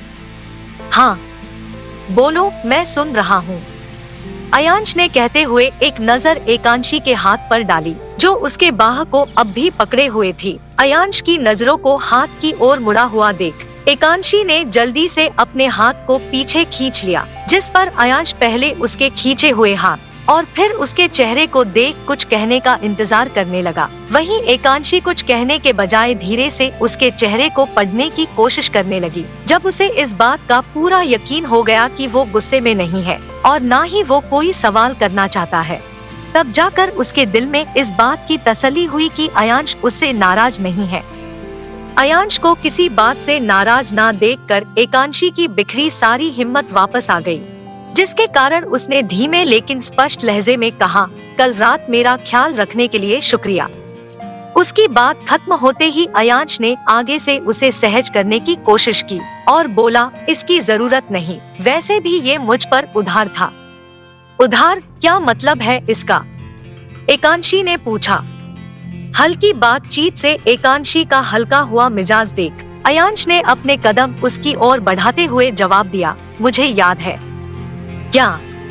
अयांश के आगे बढ़ने से थोड़ा असहज होती एकांशी ने उसे बीच में ही टोका, लेकिन तब भी वो उसके समीप बढ़ता रहा और एक लम्हे के बाद उसके बिल्कुल करीब पहुंच गया, जिससे एकांशी अपनी आंखों को फैलाए उसे घूरने लगी। उसे देखकर अयांश साफ बता सकता था कि वो सांस तक नहीं ले रही थी। उसके लिए ये परिस्थिति इतनी अजीब क्यों हो गई थी, ये वो खुद भी नहीं जानती थी। लेकिन उसे अयांश के ठंडे आभा वाले चेहरे को देखकर एक बार फिर डर जरूर लगने लगा था। वो पीछे हटने के लिए थोड़ा हिली, लेकिन उसके कोई हरकत करने से पहले अयांश ने उसकी एक कलाई को पकड़ लिया और उसकी आंखों में देखते हुए गंभीरता से बोला, उधार था जिसे मैंने चुका दिया। अब इस बारे में कुछ मत सोचना। उस रात में की गई तुम्हारी केयर के बदले में हुई मेरी गल। अयांश के शब्द अब तक पूरे भी नहीं हुए थे और एकांशी के आंखों के आगे उस काली रात के बाद आई सुबह की सारी यादें ताजा हो गई, जिसकी वजह से उसने अचानक अयांश को बीच में ही टोक दिया और बात को पूरी तरह से बदलते हुए बोली, बाहर बैठे लोग कौन है? एकांशी। अयांश ने उसकी विचलित पुतलियों के जरिए उसके मन की बेचैनी को भांपते हुए उसका नाम पुकारा, जिसके प्रतिक्रिया में एकांशी ने अपने नजरों की उलझन को कम किया और बड़ी ही सदी मुस्कान के साथ उसकी ओर देखा। एकांशी का ये लुक देख अयांश को ये समझने में एक सेकंड भी ना लगा कि वो उसके शुरू किए बात को सुनना ही नहीं चाहती और इसे यहीं खत्म कर देना चाहती है। इसलिए उसने आगे के अपने शब्दों और मन की ग्लानि को अंदर ही कहीं दबा लिया और अजीब चाहत भरे भाव के साथ उसके सुंदर से बनावटी मुस्कान को देखने लगा। अगले ही पल ना जाने उसके दिल में जैसे हसरत जागी, लेकिन उसने उसके कलाई की मदद से गोल गोल घुमाते हुए कमरे के दरवाजे को खोल दिया और बिना कोई इशारा दिए एकदम से उसके चेहरे के सामने अपने चेहरे को लाते हुए बोला, अगली बार कहीं बिना बताए भागी या गायब हुई तो मैं तुम्हें एक कमरे के अंदर बंद कर दूंगा। क्या तुम भूल गई हो कि मैंने तुमसे कहा था कि तुम्हारी आखिरी सांस के हिस्से पर भी सिर्फ मेरा अधिकार है। अगली बार ऐसा कुछ करने से पहले इस बात को याद रखना कि मैं अपनी कही बात पूरी करके ही दम लेता हूँ। भागने की कोशिश की तो जिंदगी भर के लिए एक कमरे में बंद कर दूंगा।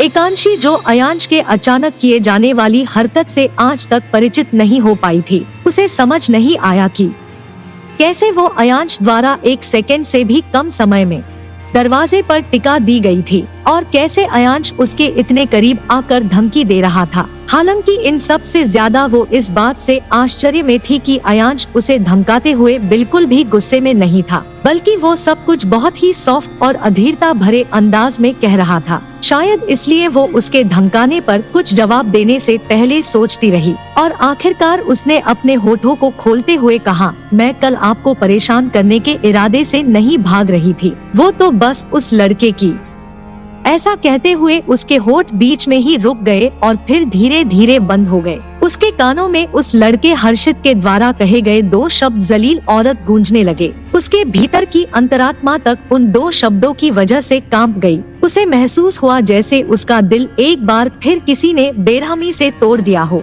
वो फिर से खुद को हर चीज के लिए कोसने लगी। भले ही उस रात उसने कुछ भी नहीं किया था, लेकिन अयांश भी शुरू से ही इन सब में निर्दोष रहा था। फिर भी वो उसके साथ हर असहज परिस्थिति का सामना करता आया था।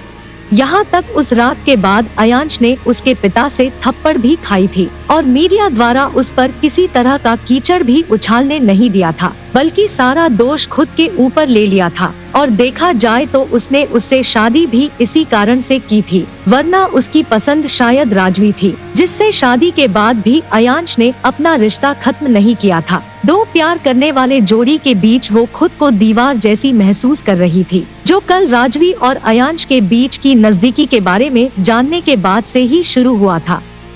एक के बाद एक दिमाग में चलते इन असीम ख्यालों से एकांशी के चेहरे का रंग उड़ गया था। उसने अपने हाथों से नाइट गाउन को मजबूती से पकड़ा और अगले ही पल उसके चेहरे पर निराशा के बादल छा गए थे। कुछ पलों के बाद उसने अपनी आंखों में एक उलझन के साथ अयांश को देखा और एकाएक उसकी बाह के नीचे से अपने सिर को बाहर निकालते हुए दूर खड़ी हो गई। एकांशी के वहाँ से निकलने के बाद भी अयांश किसी निर्जीव की तरह वहाँ दरवाजे पर अपने हाथों को टिकाए खड़ा रहा। कल दिन से ही वो इस बात को नोटिस कर रहा था कि एकांशी उससे दूर रहने के लिए बहाने तलाश कर रही है। एक सेकंड भी वो उसके पास नहीं रहना चाहती। जब भी वो उसके करीब आने की कोशिश कर रहा था, वो झट से दूर निकल जाती। फिर वो क्यों बार बार अपनी सफाई दे रही थी, जबकि वो उसके साथ कभी रहना ही नहीं चाहती थी। फिर क्या फर्क पड़ता है कि वो उसके बारे में क्या सोच रखता है? क्या ये सब इसलिए था क्योंकि वो खुद को आदित्य के नजरों में इनोसेंट दिखाना चाहती थी? पूरी रात वो इन्हीं कुछ ख्यालों की वजह से सो नहीं पाया था और आखिरकार सुबह उसने इस बात पर खुद को एग्री किया कि शायद वो उसके साथ रहना चाहती है। इसलिए तो ड्रग देने के बाद भी वो बार बार खुद को सही साबित करने की कोशिश कर रही है। लेकिन इस वक्त एकांशी उसके सोच से बिल्कुल अलग थी। उसे देखकर कोई भी ये आसानी से बता सकता था कि एकांशी उससे दूर ही रहना चाहती थी। इसलिए अयांश ने दोबारा उसकी तरफ देखा तक नहीं और दरवाजे को खोलने से पहले बिल्कुल भावहीन लहजे में बोला, बाहर आने से पहले अपने कपड़े बदल लेना, बाहर ऑफिस से आए कुछ एम्प्लॉयज बैठे हैं।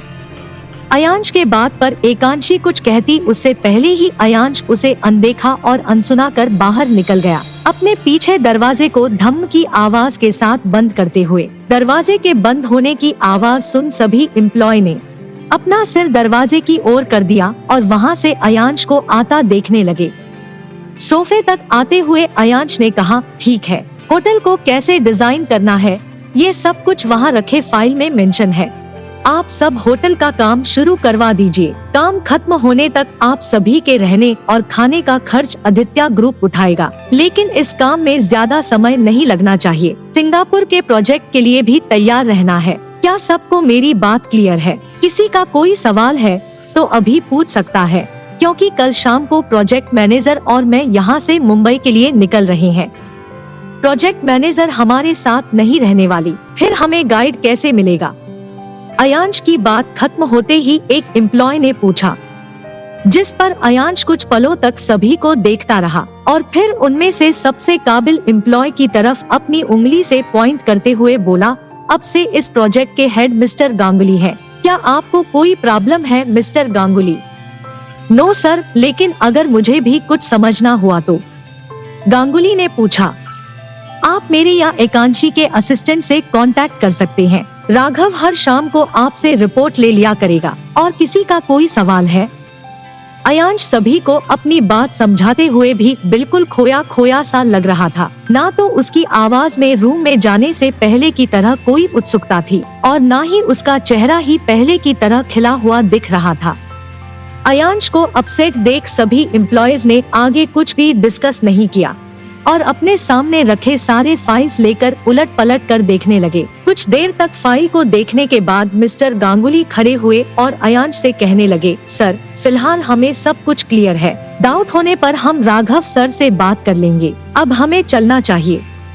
उसकी बात सुन अयांश ने अपने सिर को हाँ में हिलाया और एक हम की आवाज के साथ सोफे पर बैठ गया और सभी को एक एक कर दरवाजे की ओर बढ़ते हुए देखने लगा। कुछ ही पलों के बाद लिविंग रूम बिल्कुल खाली हो गया। वहाँ एक बार फिर दिल को उदास करने वाला सन्नाटा पसर गया। तभी खुले हुए दरवाजे से राघव अंदर आया और उसने अयांश के सामने एक मोबाइल रखते हुए कहा, सर आपने जो फोन मांगा था मैंने इसकी सारी सेटिंग कर दी है और आपका नंबर भी चालू करवा दिया है। कहते हुए राघव ने अयांश के उतरे हुए मूड को पढ़ लिया और कमरे में अपनी नजरों को घुमाकर एकांशी को ढूंढने लगा, लेकिन जैसा कि वो लिविंग रूम में अब तक आई ही नहीं थी, इसलिए उसने फिर से अपने सिर को नीचे किया और कहने लगा, सर कल मुंबई के हमारे ऑफिस में नक्श सर ने सीन क्रिएट कर दिया था। नक्श का नाम सुन अयांश ने अपने नीचे किए पलकों को थोड़ा झपकाया और तुरंत प्रतिक्रिया करते हुए बोला, क्या हुआ था, क्या वो ठीक है? अयांश को घबराया देख राघव ने तुरंत एक्सप्लेन किया, उन्होंने खुद को हर्ट नहीं किया है। वो बात ये है कि कल सुनीता मैडम ऑफिस आई थी। उन्होंने नक्श सर से उनकी शादी की बात की, जिस पर नक्श सर भड़क गए और उन्होंने ऑफिस के सभी एम्प्लॉयज के सामने मिस आरोही को शादी के लिए प्रपोज कर दिया। क्या? अयांश के रिएक्ट करने से पहले ही बेडरूम के दरवाजे से एक आवाज गूंजी, जो जाहिर तौर से एकांशी के मुंह से ही निकला था। उसने शॉवर लेकर कपड़े बदल लिए थे और बालों को समेटकर एक पोनी बना लिया था। हालांकि उसने आँखों में काजल को पतली लाइन खींचने के अलावा कुछ भी अतिरिक्त मेकअप इस्तेमाल नहीं किया था। राघव के पास बढ़ते हुए उसने ने फिर पूछा, नक्श ने ऐसा क्यों किया? आरोही ने क्या कहा? क्या वो मान गई? वो मेरे कॉल भी रिसीव नहीं कर रही। क्या नक्श ने आरोही की मर्जी जानी थी? वो इस तरह किसी को प्रपोज कैसे कर सकते हैं? एकांशी को इतना उत्सुक देख अयांश अपनी जगह से खड़ा हुआ। उसकी भौहें अजीब सी तनाव को उठाए हुए थी, जो उसके मन में बढ़ रहे गुस्से को साफ जाहिर कर रही थी। हालांकि उसने ना तो एकांशी से कुछ कहा और ना ही राघव से ही कुछ और पूछने की कोशिश की। एकांशी के ऊपर गुस्सा फूटने की डर से अयांश ने खुद को उससे दूर रखने का फैसला किया और अपने फोन को उठाए वहाँ से चलते हुए लिविंग रूम से बाहर निकल गया। अयांश के जाने के बाद राघव ने एकांशी को कल की सारी बात बताई और फिर वो भी कुछ देर वहाँ रुक कर चला गया। नक्श और आरोही के बारे में सोचते हुए एकांशी अपनी सारी प्रॉब्लम जैसे भूल गई। उसने टेबल पर रखे खाने को अनपैक किया। उसे खाने के बाद वहाँ से उठने लगी। तभी उसकी नजर वहाँ रखी एक फाइल पर पड़ी, जो कि वही फाइल थी जिसे साथ लेकर अयांश और राजवी बाहर गए थे। उस फाइल को उठाने से पहले एकांशी झिझकी, लेकिन आखिरकार उसका आत्मसंयम शक और उत्सुकता के आगे हार ही गया और उसने उस फाइल को उठाकर खोल लिया। लेकिन वो उस फाइल में मेंशन एक भी शब्द पढ़ पाती उससे पहले ही उसने अपने पीछे से आती एक लंबी बाजू देखी, जिसने एक पल में ही उसके हाथ से वो फाइल छीन ली। पीछे मुड़ने पर उसने अपने सामने अयांश को देखा, जो आंखों में गुस्सा और चेहरे पर तंगी लिए उससे कर्कश आवाज में बोला, तुम इसे देखने के योग्य नहीं हो अभी। लेकिन अयांश, मैं तो। एकांशी ने बस इतना ही कहा था कि अयांश ने उसे इस तरह घूर कर देखा कि वो आगे के अपने शब्दों को बाहर ही ना निकाल पाई। राजवी के साथ इस फाइल को शेयर कर सकता था, उसके साथ नहीं। अगर वो इस फाइल के बारे में जानने योग्य नहीं थी, तो फिर अयांश ने राजवी को किस आधार पर इस योग्य समझ लिया था? क्या राजवी अयांश के लिए इतना मायने रखती थी कि वो उससे कुछ भी नहीं छिपाता था? फिर उसका अस्तित्व कहाँ था अयांश की जिंदगी में? अपने सवाल को मन ही मन दोहराते हुए अचानक ना जाने एकांशी के अंदर कहां से इतनी हिम्मत आ गई कि उसने दृढ़ता से अयांश के सामने अपने सवाल को रखने की पहली बार हिम्मत की। इस प्रोजेक्ट के बारे में राजवी जानती है, अगर वो इसके लिए कैपेबल है तो मैं क्यों नहीं? खुद को उसके साथ कंपेयर करने की जरूरत नहीं है। वो अपनी जगह है, तुम अपनी जगह, वो तुम्हारी जगह नहीं ले सकती। अयांश ने उसी तरह शून्य भाव के साथ कहा, जिस पर एकांशी हंसी।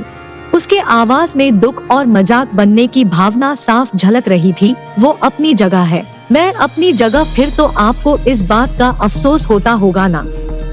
एकांशी ने आंसू छिपाना चाहा, क्योंकि वहाँ बैठने की कोई जगह नहीं थी। एकांशी जो अयांश के अचानक कोई जगह नहीं थी, अचानक किए जाने वाली हरकत से आज तक परिचित नहीं हो पाई थी। उसे समझ नहीं आया। एकांशी का इतना अजीब बर्ताव देख अयांश का दिमाग बिल्कुल खाली सा हो गया। कुछ देर पहले वो खुद ही उससे दूर होने की कोशिश में लगी थी और अब असाधारण तरीके से उस पर चिल्ला भी रही थी, लेकिन जैसा कि वो एकांशी पर गुस्सा होने से खुद को बचा रहा था, इसलिए उसने उसके शब्दों को अनसुना कर दिया और एक कदम पीछे होते हुए उस फाइल को टेबल पर पटक दिया। ऐसा करने के दौरान उसका चेहरा पूरी तरह से ठंडा और बेजार था, जिसे एकांशी हमेशा की तरह आज भी नोटिस कर गई थी। फिर भी उसने अपने हिम्मत को बनाए रखा और बोली, आप आज भी कोई जवाब नहीं देंगे। अयांश की आंखों में एकांशी के सवालों के प्रति उलझन और कोई भी जवाब न होने की चमक साफ नजर आ रही थी। एक लम्हे में वो अपने उसी लहजे में लौट आया था जैसे वो हमेशा से उससे बात किया करता था। उसने सरलता से पूछा, तुम क्या सुनना चाहती हो? कहने के साथ ही उसने ये महसूस किया कि वो एकांशी के प्रति काफी कोमल और नम्र है, जो शायद उसके प्यार को जाहिर करने के लिए काफी था। कहीं न कहीं उसे डर था कि अगर वो अपने प्यार को इस तरह एकांशी के सामने ले आता है तो एकांशी के एक इनकार से उसके स्वाभिमान को चोट लगेगी और वो उससे नजरें तक नहीं मिला पाएगा। इसलिए एकांशी की आगे की बात सुनने से पहले ही उसने झट से अपने आवाज को थोड़ा मजबूत किया और सख्ती दिखाते हुए बोला, मुझे तुम्हें जवाब देने की कोई जरूरत नहीं है। अब मुझे डिस्टर्ब करना बंद करो और जाकर आराम करो। मुझे कुछ और काम करने हैं। एकांशी को जैसे उसके बातों से जरा बुरा लगा, लेकिन जैसा कि अयांश ने हर बार की तरह आज भी उसे जवाब देने से इनकार कर दिया था, इसलिए एकांशी चाहते हुए भी आगे कुछ भी ना पूछ पाई और ना ही उससे राजवी से उसके रिश्ते पर ही कोई सवाल खड़ा कर सकी। अयांश के सोफे पर बैठ जाने के बाद काफी देर तक वो जैसे मूर्ति बनी वहीं खड़ी रही। वो खुद को अनदेखा होता साफ महसूस कर पा रही थी। उसके होंठ हजारों सिक्कों से भरा था, लेकिन उसकी आंखें अब भी अयांश के प्रति अपने प्यार को अंदर रोक ना सकी और एक एक कर वो आंसू के रूप में बहने लगी। उसके सुबकने की आवाज अयांश भी साफ सुन रहा था। उसने उसकी और एक नजर देखा तक नहीं, बल्कि इसके विपरीत उसने अपनी नजरें खिड़की पर टिका लिया। अयांश के सामने अपने आंसू दिखना एकांशी को अब जरा भी मंजूर नहीं हो रहा था। वो उससे नजरें फेर रहा था और एक वो थी जो अब तक उसके प्यार को पाने की आस मन में लगाए बैठी थी। वो तो कभी उसका हुआ ही नहीं था। उस अनचाही शादी को निभाते हुए आज तक उसे ने अपने दिल में इतनी उम्मीद बांध रखी थी, लेकिन अब वो उम्मीद, वो आस उसके आंसू के साथ कहीं बह गए थे। वो हिम्मत हार चुकी थी, जिसके कारण उसने भी अपनी नजरों को अयांश से दूर फेर लिया और अगले ही पल मुड़कर कमरे के अंदर चली गई। इधर अयांश ने उसके जाने के आहट के साथ ही अपनी नजरों को खिड़की से हटाकर एकांशी के ऊपर किया। एकांशी की गति सामान्य थी, इसलिए लगभग आधे मिनट बाद वो कमरे के अंदर चली गई। तब तक अयांश उसे देखता रहा, लेकिन कमरे के अंदर जाते ही एकांशी ने अपने हाथ से दरवाजे को मारकर बंद कर दिया, जिससे अचानक अयांश की नजरें व्याकुलता से भर गई। एकाएक वो उठा, 2-3 कदम दरवाजे की ओर बढ़ते हुए उसने धीमे स्वर में उसका नाम पुकारा, एकांशी। दरवाजे तक पहुंच उसने उसके नॉब को पकड़ रखा था। कई बार अपने मन को मनाने के बाद भी वो उसे खोलने और एकांशी के प्रति अपनी जज्बात को जाहिर करने का साहस न जुटा सका। जितनी बार भी वो उसे अपने एहसासों के बारे में बताने को सोचता, उसका दिल उतनी बार ही ये सोचकर डर जाता कि वो उसके इजहार को इनकार कर देगी, जो उसे एक बार फिर अकेलेपन के गहरे अंधेरे में धकेल देगा। हमेशा से अकेला रहा अयांश इन सब का आदी हो चुका था, फिर भी वो एकांशी के एक इनकार से पूरी तरह बिखर सकता था, जिसके बाद शायद ही वो इस दुनिया में जीने के बारे में सोचता। इसलिए एक बार फिर उसने अपने एहसासों और ख्वाहिशों को दिल में ही कहीं दबा दिया और दरवाजे को छोड़ बाहर की तरफ बढ़ गया। चलते हुए कई बार उसने ये सोचा कि वो उसे जाकर बोल दे कि वो कितनी मोहब्बत करता है उससे, लेकिन हर बार की तरह इस बार भी उसकी खामोशी उसके प्यार से जीत गई थी और आंखों में हल्के आंसू के साथ वो बस चलता गया, जब तक कि एलिवेटर तक न पहुंच गया। इधर एकांशी कमरे में लौटने के बाद वही दरवाजे से लगकर फर्श पर बैठ गई थी। उसके सीने में लहरती तकलीफों का दरिया आंसुओं के बहाने से भी कम ना हो पाया था। उसका दामन उसके आंसुओं से तर हो चुका था, फिर भी वो रोए जा रही थी। बचपन से ही दूसरे का नाम लेकर जीती एकांशी को आज ऐसा लग रहा था जैसे बनाने वाले ने उसके हक में कभी कोई चीज या इंसान दी ही नहीं थी। उसे जीना तो था, लेकिन झूठे रिश्तों के साथ, ऐसे रिश्ते जिसमें वो बंधी थी लेकिन कोई उसका अपना नहीं था। लेकिन आखिर कब तक वो इस तरह घुट घुट कर जी सकती थी, जबकि अब उसे राजवी और अयांश के रिश्ते की सच्चाई भी पता चल गई थी। दिमाग में चलने वाले इन असीम ख्यालों से एकांशी के आंसू और तेजी से बह रहे थे। वो कितनी देर तक वही बैठी रोती रही, इसका कोई अंदाजा तक नहीं था उसे। लेकिन वो उस सिसकी से भरे माहौल से तब बाहर निकली जब कमरे में रखा टेलीफोन बजने लगा। काफी देर तक फर्श पर बैठने की वजह से उसे उठने में तकलीफ हुई। उसका पैर सुन्न पड़ गया था, फिर भी उसने दीवार और कमरे में रखे वेनिटी टेबल का सहारा लिया और किसी तरह बेड तक पहुंची। बेड पर बैठ फोन को उठाने से पहले उसने अपने गालों पर सूख चुके आंसुओं को हाथ से ही साफ किया और अगले ही पल फोन को उठाकर कान से लगा लिया। गले को साफ करते हुए उसने विनम्रता से पूछा, हेलो, कौन? फोन की दूसरी ओर से पहले तो किसी लड़की की सधी सी आवाज आई जो कह रही थी, क्या ये रूम 618 की मिस एकांशी आदित्य से बात हो रही है? यस, मैं हूँ, एकांशी ने कहा। आपके कोई गेस्ट आए हैं, वो आपसे मिलना चाहते हैं। क्या आप गेस्ट मीटिंग रूम में आ सकती है? कौन है? क्या आप मेरे गेस्ट से उनका नाम पूछकर बता सकती है? एकांशी ने कहा।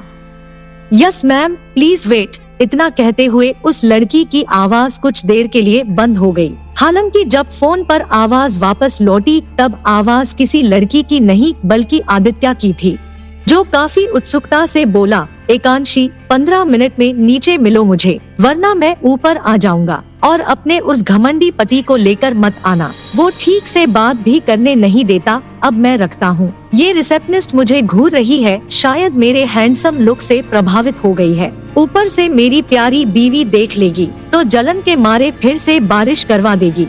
याद रखना, 15 मिनट है तुम्हारे पास, जल्दी आओ। इससे पहले एकांशी उससे ना मिलने का कोई बहाना बना पाती, आदित्य ने फोन रख दिया।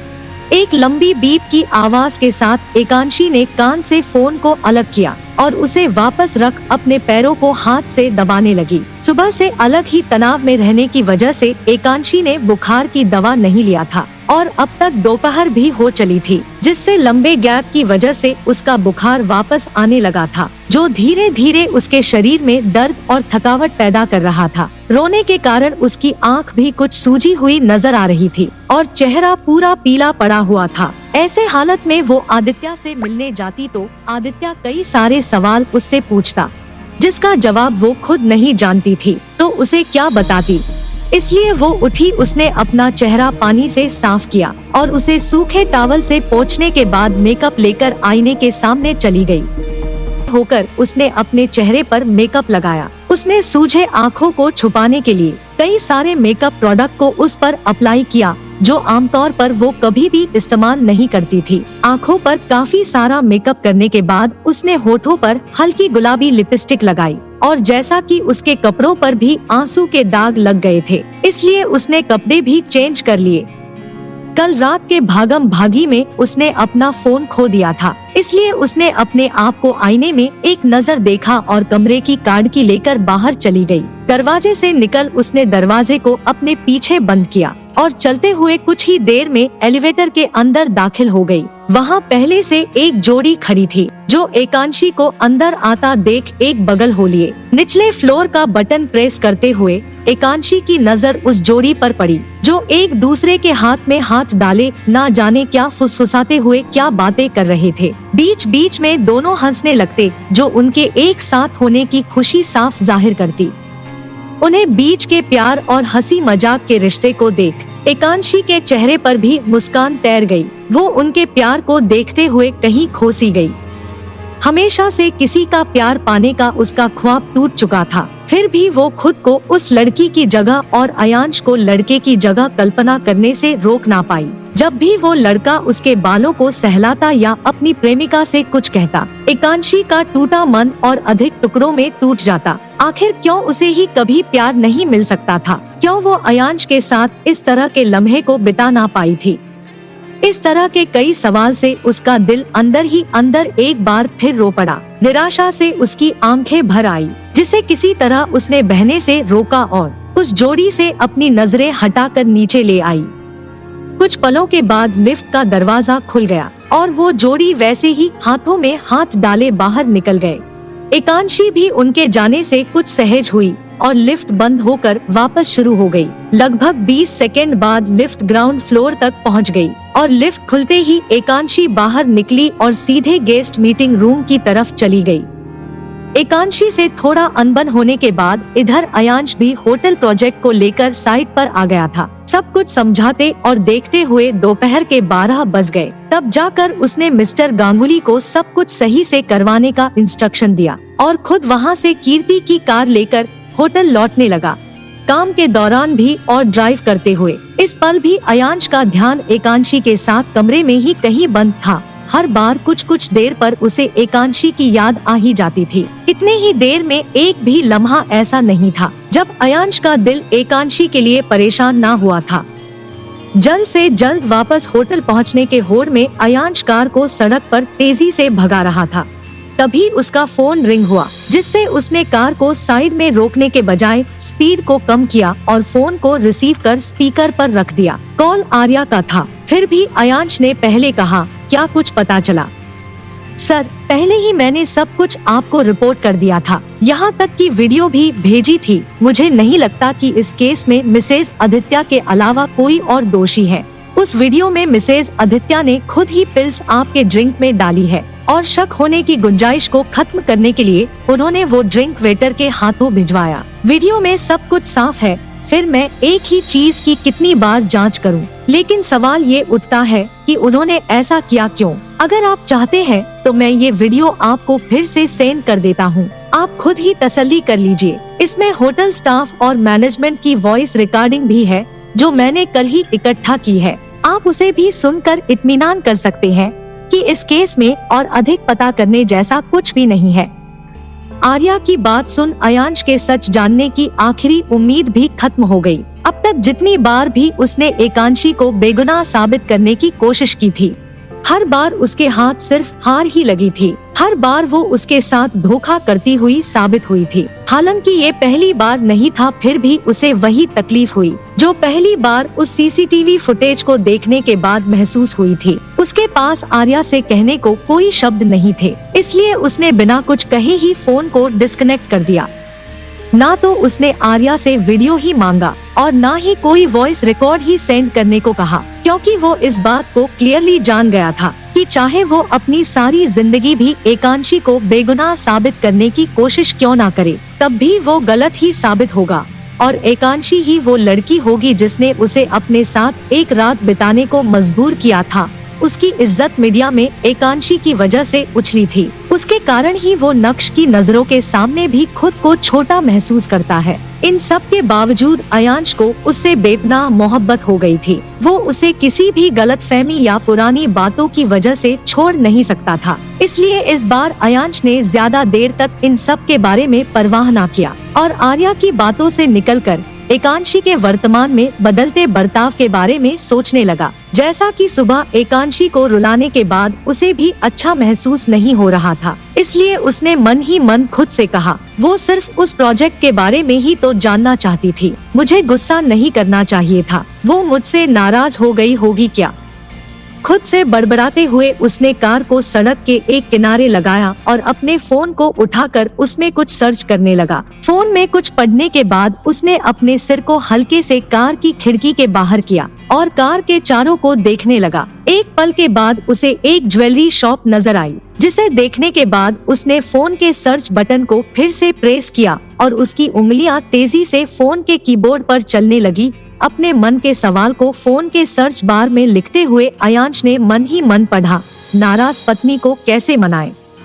टाइपिंग खत्म होते ही उसके फोन पर ढेर सारे तरीके आए, जिसमें से अयांश ने कुछ को याद किया और कुछ को पूरी तरह इग्नोर किया। सारे तरीकों को देख लेने के बाद उसने अपना वॉलेट लिया और कार के बाहर निकल आया। फोन से मिले तरीके के मुताबिक उसे अपनी वाइफ को फूल देना चाहिए, जिससे कि उसकी नाराजगी खत्म हो सकती है। लेकिन चूंकि अयांश होटल के काफी करीब आ चुका था और यहाँ कोई फ्लावर शॉप भी नहीं था, इसलिए उसने ज्वेलरी शॉप से ही कुछ लेने के बारे में सोचा और लंबे लंबे कदमों के साथ चलते हुए उस तक पहुँच गया। अंदर जाने पर उसने वहाँ एक कपल को देखा जो शायद अपने सगाई के लिए रिंग ले रहे थे। देखने में वो कोई खास अमीर नहीं लग रहे थे, फिर भी उनके बीच अटूट प्यार की झलक साफ नजर आ रही थी। अयांश पहले कभी अपने आसपास इस तरह के प्यार के अनुभूति को महसूस नहीं करता पाता था। वो ज्यादातर शांत और अपने आप में ही खोया रहता था, लेकिन अब जैसा कि वो एकांशी के लिए अपने एहसासों को चाह कर भी खत्म नहीं कर सकता था, इसलिए वो दूसरे लोगों के बीच प्यार को भी आसानी से देख और महसूस कर पा रहा था।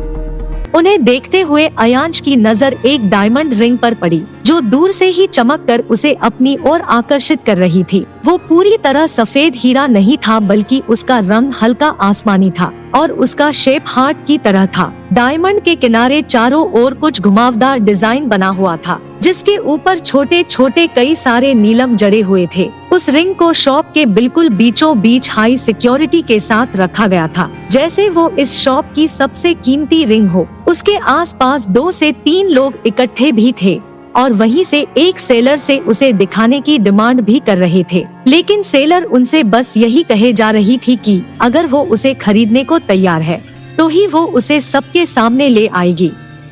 इधर अयांश को वो रिंग पहली नजर में पसंद आ गई थी। एकांशी के लिए वो रिंग एक अच्छा तोहफा हो सकता था, जिससे कि वो उस पर अपनी नाराजगी खत्म कर देती। इसलिए उस सेल्स गर्ल की बात सुन अयांश जहाँ था वहीं से आवाज देते हुए बोला, मैं इसे खरीदना चाहूँगा। कहने के तुरंत बाद सभी की नजरें अयांश की ओर मुड़ गई। हमेशा की तरह महंगे बिजनेस सूट में अयांश का गंभीर चेहरा और उसके ऊपर सेट किए हुए बाल वहाँ खड़ी सारी लड़कियों को मोहने लगा। कुछ खुशी से उछलते हुए अपने साथ आए शख्स से कहने लगी, वाओ, ये कितना हैंडसम है, बिल्कुल किसी फिल्म का हीरो लग रहा है। वहीं कुछ उसके रिंग खरीदने वाली बात पर भी चर्चा कर रही थी। ये लड़का किसके लिए इतनी महंगी रिंग ले रहा है? अगर ये इसकी गर्लफ्रेंड के लिए होगा तो इसकी गर्लफ्रेंड कितनी खुशकिस्मत होगी। काश मैं उसकी जगह होती। अयांश सभी लोगों की ओर देख तो नहीं रहा था, लेकिन जैसे ही उसके कानों में उस लड़की के शब्द पड़े कि वो उसकी गर्लफ्रेंड की जगह लेना चाहती है, तब अनायास ही अयांश ने अपने सिर को उस तरफ किया और लड़की को अजीब ठंडी निगाहों से घूरने लगा। वो इस तरह उसे घूर रहा था मानो बस उसे कच्चा ही चबा जाएगा। हालांकि उसके इस तरह देखने से वो लड़की डरने के बजाय इस बात पर शर्मा रही थी कि इतना हैंडसम लड़का उसे ही देख रहा है। अयांश कुछ लम्हे तक उसे और घूरता या वहाँ मौजूद लोगों के गॉसिप को सुन पाता, उससे पहले ही एक सेल्स गर्ल अयांश के करीब आते हुए बोली, सर, क्या आप उस रिंग को देखना चाहते हैं? सेल्स गर्ल की आवाज से अयांश का ध्यान उसकी ओर हुआ, जिससे उसने बेझिझक हल्के से अपना सिर हाँ में हिला दिया और उस सेल्स गर्ल के साथ आगे बढ़ गया। रिंग को अपने हाथ में लेते हुए अयांश उसे लगभग 5 मिनट तक निहारता रहा। एकांशी की गोरी पतली उंगलियों के बीच उस रिंग की कल्पना करने मात्र से ही उसकी धड़कनें असामान्य रूप से तेज हो गई, जो वो खुद भी बड़ी सरलता से महसूस कर पा रहा था। एक छोटी मुस्कान उसके चेहरे पर साफ झलक रही थी। पहले भी उसने एक बार एकांशी के लिए शॉपिंग किया था, लेकिन इस पल की खुशी अद्वितीय थी। वो इस रिंग को एकांशी को अपने हाथों से पहनाने वाला था और उसे ज्यादा ना सही लेकिन थोड़े हिस्से में अपने दिल की फीलिंग्स का एहसास दिलाना चाहता था। इसलिए उसने सेल्स गर्ल को रिंग वापस देते हुए कहा, मैं ये ले रहा हूँ, बिल तैयार कर दें। सर, आपने इसका प्राइस भी नहीं पूछा, क्या आप श्योर है? सेल्स गर्ल, जो अयांश के इतने ठंडे बर्ताव से हैरान थी, उसने अंशभित भाव से पूछा। मैं इसे किसी भी प्राइस में लूंगा, प्लीज पैक दिस। अयांश बात को बिना घुमाए सीधे से बोला, जिस पर उस सेल्स गर्ल ने उससे कहा, इस रिंग के लिए पूरे 83 लाख का बिल बनेगा, क्या आप अब भी इसे खरीदना चाहते हैं? हम शांत और सौम्य स्वभाव से अयांश ने उसके डाउट को क्लियर किया, जिसे सुन वो सेल्स गर्ल मुस्कुराई और रिंग को लेकर आगे बढ़ने से पहले वहीं पास में लगे एक सोफे की ओर इशारा करते हुए बोली, आप कुछ देर वहाँ इंतजार कीजिए, मैं इस बिल को तैयार करवाती हूँ। Okay hurry up. कहते हुए अयांश ने अपना वॉलेट बाहर निकाल लिया और अपने क्रेडिट कार्ड को वॉलेट से बाहर निकाला। पेमेंट कर जल्द से जल्द एकांशी के पास जाने के लिए वो बेसब्र हुआ जा रहा था। उसकी आतुरता उसके चेहरे से स्पष्ट नजर आ रही थी। हालांकि वो पहली बार किसी लड़की को कोई गिफ्ट देने के लिए नर्वस भी हो रहा था। एक साथ मन में उमड़ने वाले दो एहसासों से वो खुद कंफ्यूज था कि वो डरा हुआ है या खुशी की वजह से उसका दिल उतनी तेज गति से दौड़ रहा है। एहसासों के कश्मकश में उलझे उसे हल्की राहत तब मिली जब वो सेल्स गर्ल वापस लौटी। उसने रिंग का डब्बा अपने शॉप के एक बैग में रख दिया था और आते ही साथ ही उसने कहा, काउंटर पर चलिए, आपके हाथ में रिंग पूरी पेमेंट के बाद ही मिलेगी, लेकिन अगर आप EMI पर लेना चाहते हैं तो बॉन्ड साइन करना पड़ेगा। मैं अभी पे करूँगा, अयांश निर्वाह कर भाव से बोला और आगे काउंटर की ओर चल दिया। कार्ड से पेमेंट करने के बाद उसे वो रिंग का बैग दे दिया गया, जिससे कि वो बिना देरी के जाने के लिए मुड़ा। लेकिन वो जा पता उससे पहले ही उस सेल्स गर्ल ने उसे रोकते हुए कहा, मिस्टर, क्या आप ये अपनी प्रेमिका के लिए ले रहे हैं? अगर हाँ तो क्या आपको पता है जो रिंग आप ले जा रहे हैं उसका मतलब क्या है? उसकी आवाज सुन अयांश अपनी जगह पर ही रुक गया, चूँकि वो जानना चाहता था कि उसने जो अपने पहले और आखिरी प्यार को देने के लिए इतने स्नेह से खरीदा है उसका क्या मतलब है। इसलिए उसने खुले तौर से पूछा, मैं जानना चाहूँगा। ये रिंग स्पेन में एक ऐसे शख्स द्वारा डिजाइन की गई है जिसकी मंगेतर ने सगाई करने के 1 घंटे बाद उससे सगाई तोड़ दी। लेकिन वो लड़का उससे बहुत प्यार करता था, जिसके विरह में उसने ये डिजाइन बनाया। अंगूठे में जड़ा बीच का डायमंड दो प्यार करने वाले के दिल के मिलने से बना एक पूरा दिल है और उसके किनारे लगे नीलम से स्पेन के शब्दमोर लेनो दे फे का पहला अक्षर लिखा गया है, जिसका मतलब है विश्वास से भरा प्यार। इसलिए इस अंगूठी का नाम है विथ लव। हमारे शॉप की तरफ से यही शुभकामना है कि आपका और आपकी गर्लफ्रेंड का साथ जिंदगी के आखिरी पल तक बना रहे। अगर आपने ये रिंग उन्हें शादी के लिए प्रपोज करने के मकसद से लिया है तो ऑल द बेस्ट, आप पक्का इसमें सफल होंगे। दूसरी ओर अयांश शांत ही रहा। उसकी आंखों में एक चमचमाती चमक साफ झलक रही थी। अपने सिर को धीरे से हाँ में हिलाते हुए वो दरवाजे की ओर मुड़ा और सभी को पीछे छोड़ते हुए बाहर निकल गया। अपनी कार में आने के बाद उसने रिंग बॉक्स को बैग से बाहर निकाला और बैग को वहीं फेंक कर उसे अपने कोट के पॉकेट के अंदर रख लिया। कार में बैठने से लेकर होटल जाने तक के रास्ते में अयांश के चेहरे पर कोई तनाव, कोई रूखापन नहीं था। एक तरह से उसने खुद को तैयार ही कर लिया था एकांशी से अपने जज्बात शेयर करने के लिए।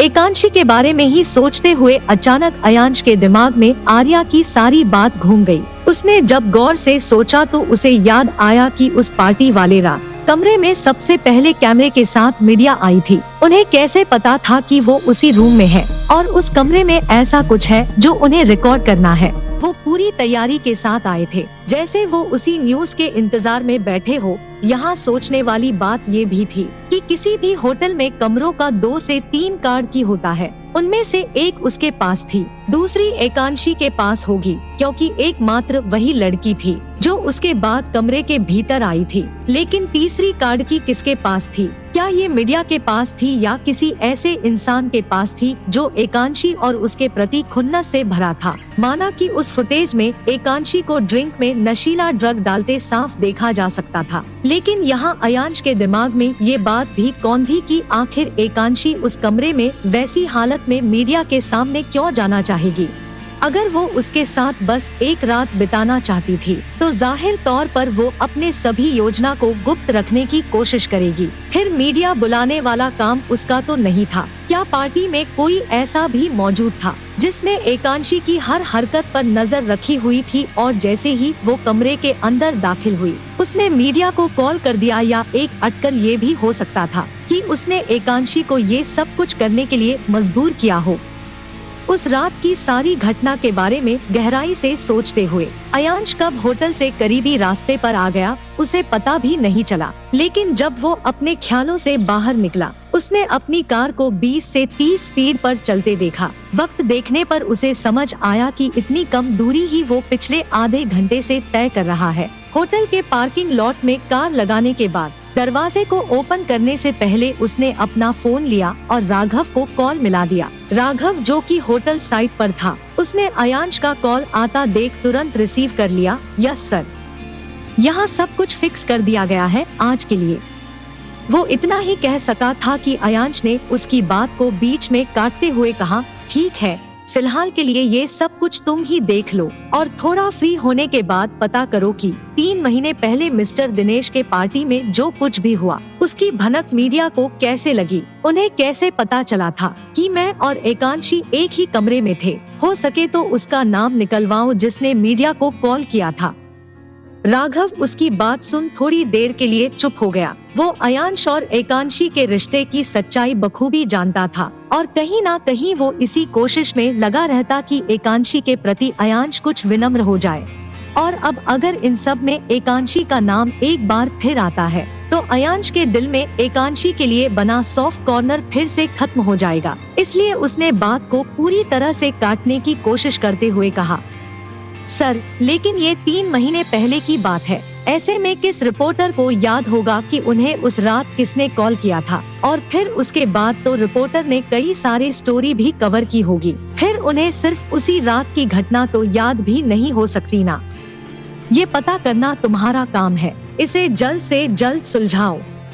ये कहते हुए अयांश की आवाज बड़ी ही फ्रस्ट्रेटिंग और कर्कश थी, जिसे फोन की दूसरी ओर होने के बावजूद भी राघव आसानी से समझ गया, जिसके कारण उसने आगे उसके बात को काटने की हिम्मत नहीं की और जी सर कहते हुए फोन को रखने लगा। तभी अयांश ने अचानक फिर कहना शुरू किया। उसके पहले के कुछ शब्द जल्दबाजी में निकलते, जैसे वो कॉल कट करने से पहले राघव को कुछ और भी बताना चाहता था। रुको, ये पता करते हुए सब कुछ कॉन्फिडेंशियल रखना। सब कुछ सिर्फ तुम तक ही होना चाहिए। मीडिया को इस बात का जरा सा भी एहसास नहीं होना चाहिए कि मैं एकांशी पर इन्वेस्टिगेट करने की कोशिश कर रहा हूँ, वरना वो इसे भी न्यूज बना देंगे। मैं ध्यान दूंगा सर, लेकिन क्या मैं इसने मिस्टर आर्या की मदद भी नहीं ले सकता? बिना लीगल हेल्प के ये करना थोड़ा मुश्किल होगा, राघव ने कहा। आर्या को कंपनी के लीगल एडवाइजर के पोस्ट से हटाने और कंपनी से निकालने के लिए टर्मिनेशन लेटर भिजवाओ। उसकी जगह कोई नए लॉयर को हायर करो। काफी पैसे लेने के बाद भी उसका मन काम में नहीं लगता। अयांश ने सब कुछ बड़ी ही आसान और साफ तरीके से कहा, जिस पर राघव ने तुरंत प्रतिक्रिया किया, जो हैरानी से भरा हुआ था। क्या आप सच में ये करना चाहते हैं? क्योंकि मिस्टर आर्या कई सालों से कंपनी के लीगल एडवाइजिंग और प्रोजेक्ट प्रोसेसिंग के लिए काम करते आ रहे हैं और मुझे लगता है वो अपने काम को लेकर बहुत ईमानदार भी है। जब काफी समय तक इंसान ईमानदार रहता है तो उसका मन लालच से घिरने में ज्यादा वक्त नहीं लगाता। अब वो सिर्फ आराम करना और घर बैठकर पैसे कमाना चाहता है। एक भी केस सॉल्व कराना अब उसके बस में नहीं है। जैसा कहा है वैसा करो। कुछ भी छानबीन करने से पहले वो कंपनी के बाहर होना चाहिए। अब वो अपने काम को लेकर ईमानदार नहीं। कहते हुए अयांश ने फोन को अपने कान से अलग किया और फोन की स्क्रीन पर शो होते कॉल डिस्कनेक्ट करने वाले ऑप्शन पर अपने अंगूठे से प्रेस कर दिया। इधर राघव को अयांश का बेवजह आर्या पर गुस्से का कारण हमेशा की तरह पल्ले नहीं पड़ा, इसलिए उसने अपने मुंह को बेढंगे तरीके से हिलाया और खुद में ही बड़बड़ाने लगा। ना जाने कैसे और कब मिस्टर आदित्य समाज से खुद को जोड़ना सीखेंगे। हर बार किसी को निकालना ही सॉल्यूशन होता है क्या?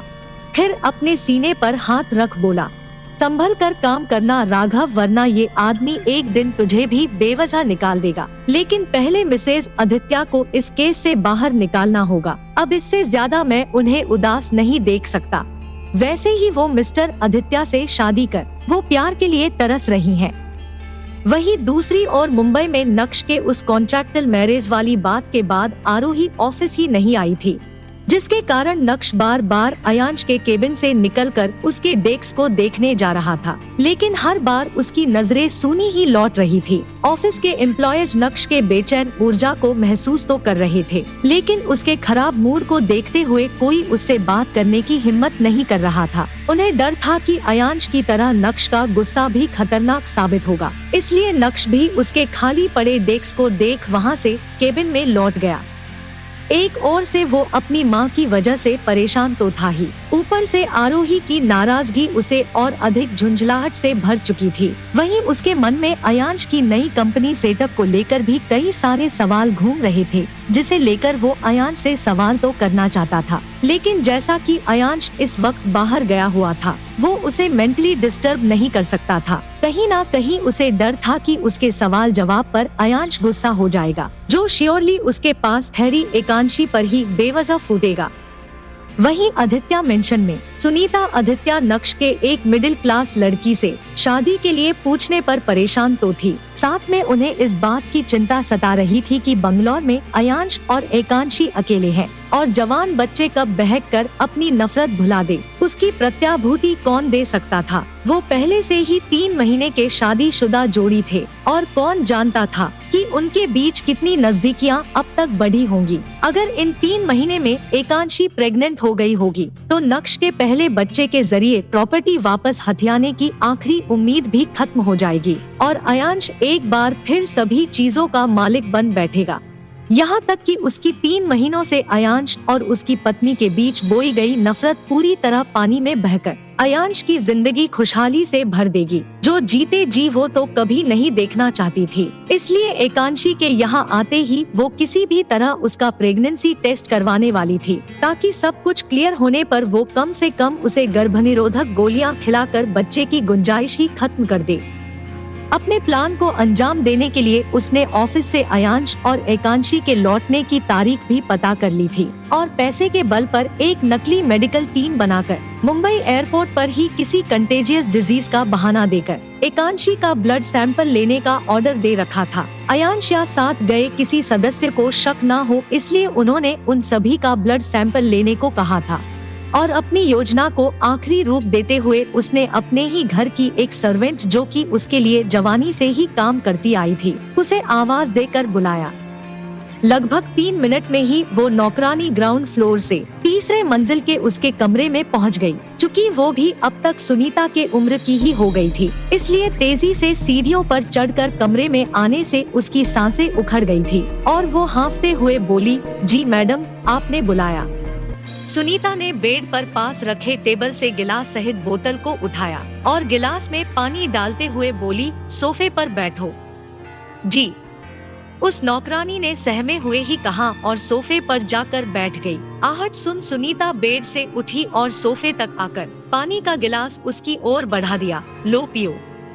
पानी का गिलास लेते हुए नौकरानी ने शुक्रिया के साथ प्रतिक्रिया किया, जिस पर सुनीता मुस्कुराई और उसके बिल्कुल सामने सोफे पर बैठ गई। पैरों पर पैर चढ़ाते हुए उसने कहा, तुमने हरदम मेरी मदद की है, इसलिए मैं इस बार तुम्हें एक जिम्मेदारी और देना चाहती हूँ।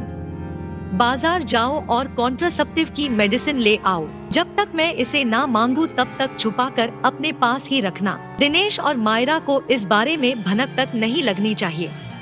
आप इस बार ये किसे खिलाने वाली है? याद है 29 साल पहले आपने ये दवा अयांश सर की माँ को खिलाया था और उनके पहले प्रेगनेंसी के तीसरे सप्ताह में ही वो इतना ही कह सकी थी कि सुनीता के चेहरे के भाव अचानक बदल गए और गुस्से से उसने कहा, पुरानी बातें खोदनी जरूरी है। वो कमीनी बहुत चालाक थी। मिसकैरेज होते ही समझ गई कि ये सब कुछ मेरा किया धरा था और उसने अयांश के दादाजी से वर्ली वाले मेंशन को अपने लिए खुलवा लिया।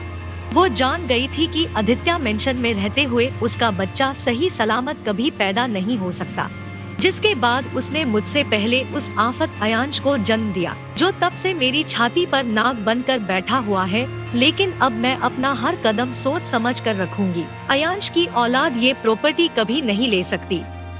सुनीता के अंदर अभी भी वही लालच, वही नफरत देख नौकरानी को उससे घृणा हुई, लेकिन वो कि उसकी बात मानने पर उसे पिछली बार की तरह ही मुंह मांगी रकम मिलेगी। इसलिए एक मुस्कान के साथ सहजता से उसने अपना सिर हाँ में हिलाया और ये कहते हुए बाहर निकल गई कि वो बस अभी मार्केट जाकर मेडिसिन ले आती है।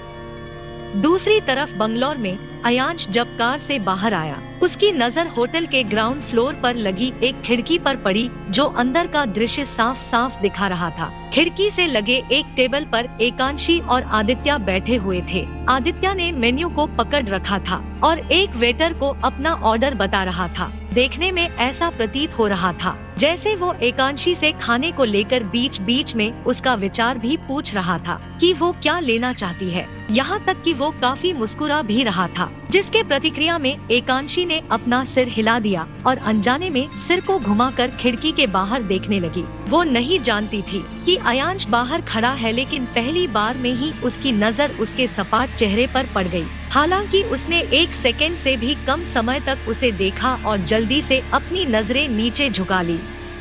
इधर अयांश ये जान गया था कि एकांशी ने उसे देख लिया, इसलिए वो वहाँ से चला और होटल के अंदर पहुँच उसके टेबल के बिल्कुल सामने वाले टेबल पर बिना कुछ बोले बैठ गया। आदित्य की मजाक भरी बातें और एकांशी का उन बातों पर रिस्पॉन्स देना उसके दिल में जलन की भयानक पीड़ा जगा रही थी। लेकिन जैसा कि वो पहले ही बेवजह एकांशी से झगड़कर उसे नाराज कर चुका था, इसलिए उसने आदित्य के साथ उसके हंसने बोलने पर कोई ऑब्जेक्शन नहीं लगाया। हालांकि उसकी नजरें उन दोनों पर ही टिकी हुई थी।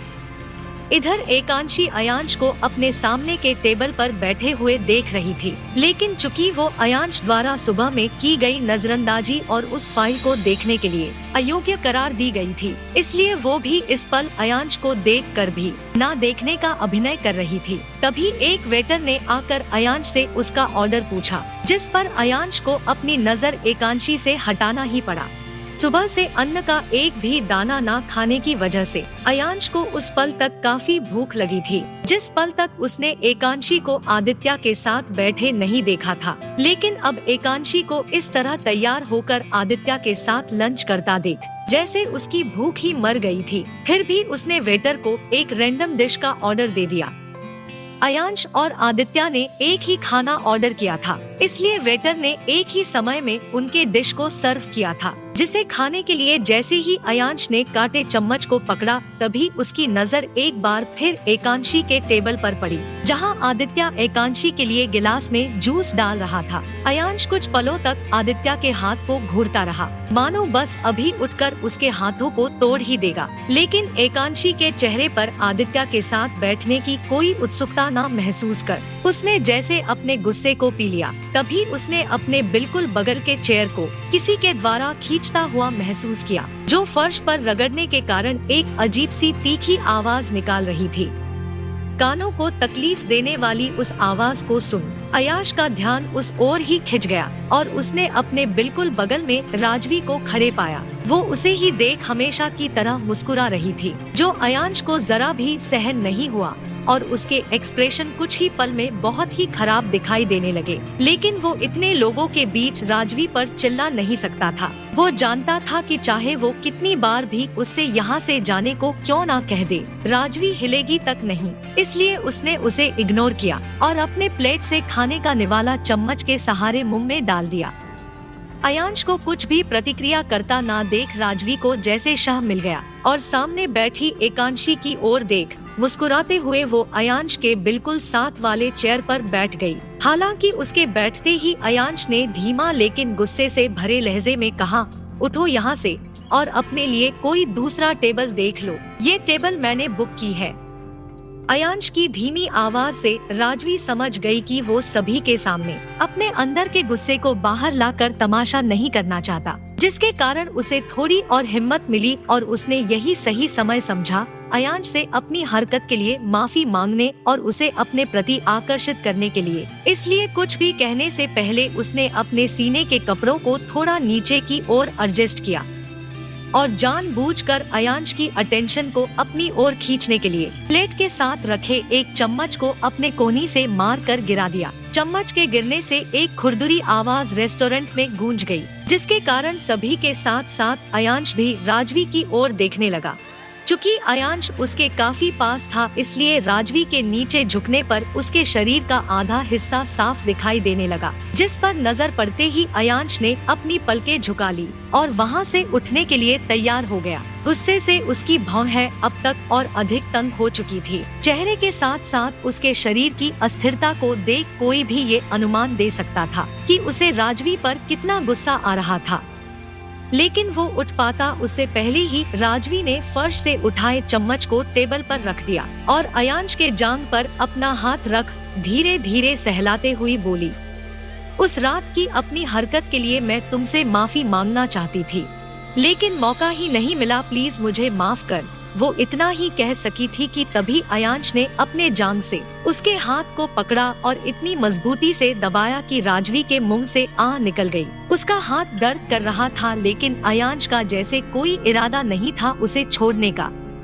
धीरे धीरे उसकी आंख में आंसू की कुछ बूंद जमा हो गई, जिसे अयांश के सामने जाहिर करने से पहले ही उसने किसी तरह अपना हाथ उससे दूर कर लिया। इधर एकांशी अपना खाना छोड़ बस उन्हें ही देखी जा रही थी। दूर होने की वजह से वो उनके होंठों को हिलते हुए तो देख सकती थी, लेकिन वो क्या बातें कर रहे थे इसका उसे कोई अंदाजा नहीं था। लेकिन जब अयांश ने उसका हाथ पकड़ा तब अनायास ही उसकी धड़कनें असामान्य रूप से बढ़ गई। निराशा के गहरे काले बादल जैसे उसके आसपास ही घिर चुके थे। आदित्य के साथ होते हुए भी वो इस तकलीफ को नियंत्रण ना कर पाई और उसके आंखों से आंसू की एक बूंद छलककर उसके ही खाने की प्लेट में जा गिरी, जो शायद आदित्य ना देख पाया, वरना वो उसके रोने का कारण जरूर पूछता। वहीं एकांशी भी उससे कुछ भी शेयर नहीं करना चाहती थी, इसलिए उसने अपना सिर इस तरह नीचे कर लिया जैसे वो खाने को बड़े ध्यान के साथ खा रही हो। दूसरी ओर अयांश के पकड़ से आजाद होते ही राजवी व्यंग से मुस्कुराई और एकांशी की तरफ टॉपिक को मोड़ते हुए बोली, अयांश तुम किसके लिए इतना लॉयल रहते हो? देखो तुम्हारी सो कॉल्ड वाइफ तो किसी और के साथ एंजॉय कर रही है। जब वो तुम्हें चीट कर सकती है तो तुम मुझे अपनी जिंदगी का एक हिस्सा क्यों नहीं दे सकते? उसकी बात खत्म होते ही अयांश ने एक बार एकांशी को देखा, जो आदित्य की तरफ देख तक नहीं रही थी। उसका सारा ध्यान खाने की प्लेट पर गड़ा हुआ देख अयांश के दिल में उसके प्रति कोई शक नहीं जगा, चूँकि वो पहले भी आदित्य और एकांशी को कई बार एक साथ देख चुका था और उसे उनके बीच कोई गहरा बॉन्ड महसूस नहीं हुआ था। इसलिए उसने राजवी के बात को पूरी तरह काटते हुए कहा, मैं तुम्हारे साथ बैठा हुआ हूँ, इसका मतलब ये तो नहीं कि मैं अपनी वाइफ को चीट कर रहा हूँ जैसा कि वो अपने दोस्त के साथ बैठी है। मैं तुम्हारी बातों की वजह से उस पर यकीन नहीं खो सकता, क्योंकि जब बेगुनाह इंसान की सच्चाई सामने आती है तो। कहते हुए अयांश जैसे कहीं खोस आ गया। वो उस सुबह में एकांशी के साथ किए अपने बर्ताव की वजह से हर पल शर्मिंदा और गिल्ट में रहता था, जो उसे अंदर ही अंदर खाए जा रही थी। शायद यही कारण था कि उसने इस बार एकांशी पर कोई बेबुनियादी शक नहीं किया। वो ये सब सोच ही रहा था कि तभी उसे अपने पैरों पर राजवी के पैर धीरे धीरे नीचे से ऊपर की ओर मूव होते हुए महसूस हुए और उसने राजवी को अजीब तरीके से उसे निहारते देखा। उसकी हरकतें देख और महसूस कर अयांश ये साफ महसूस कर सकता था कि वो उसे सिड्यूस करने की कोशिश कर रही है, जिस पर अचानक अयांश खड़ा हो गया और एकांशी की नजरों को अपने ऊपर टिकी हुई देखने के बावजूद भी उसे नजरअंदाज कर दिया। गुस्से से उसका खून खौले जा रहा था, जिसे वो अब नियंत्रण करने की कोशिश करता भी तब भी इसमें नाकामयाब ही होता। यही कारण था कि उसने राजवी को ज्वलित आंखों से देखते हुए कहा, मेरे साथ चलो।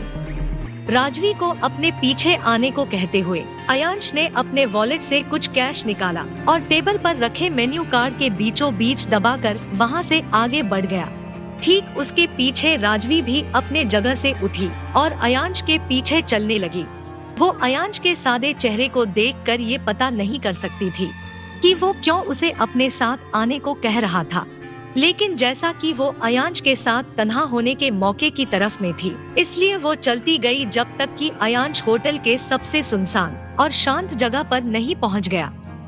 आसपास किसी भी शख्स को ना देख अयांश ने अपने चेहरे को राजवी से विपरीत एक सफेद दीवार की ओर घुमाया और उस पर लगी पेंटिंग को घूरते हुए अपने दोनों हाथों को जेब में भर लिया।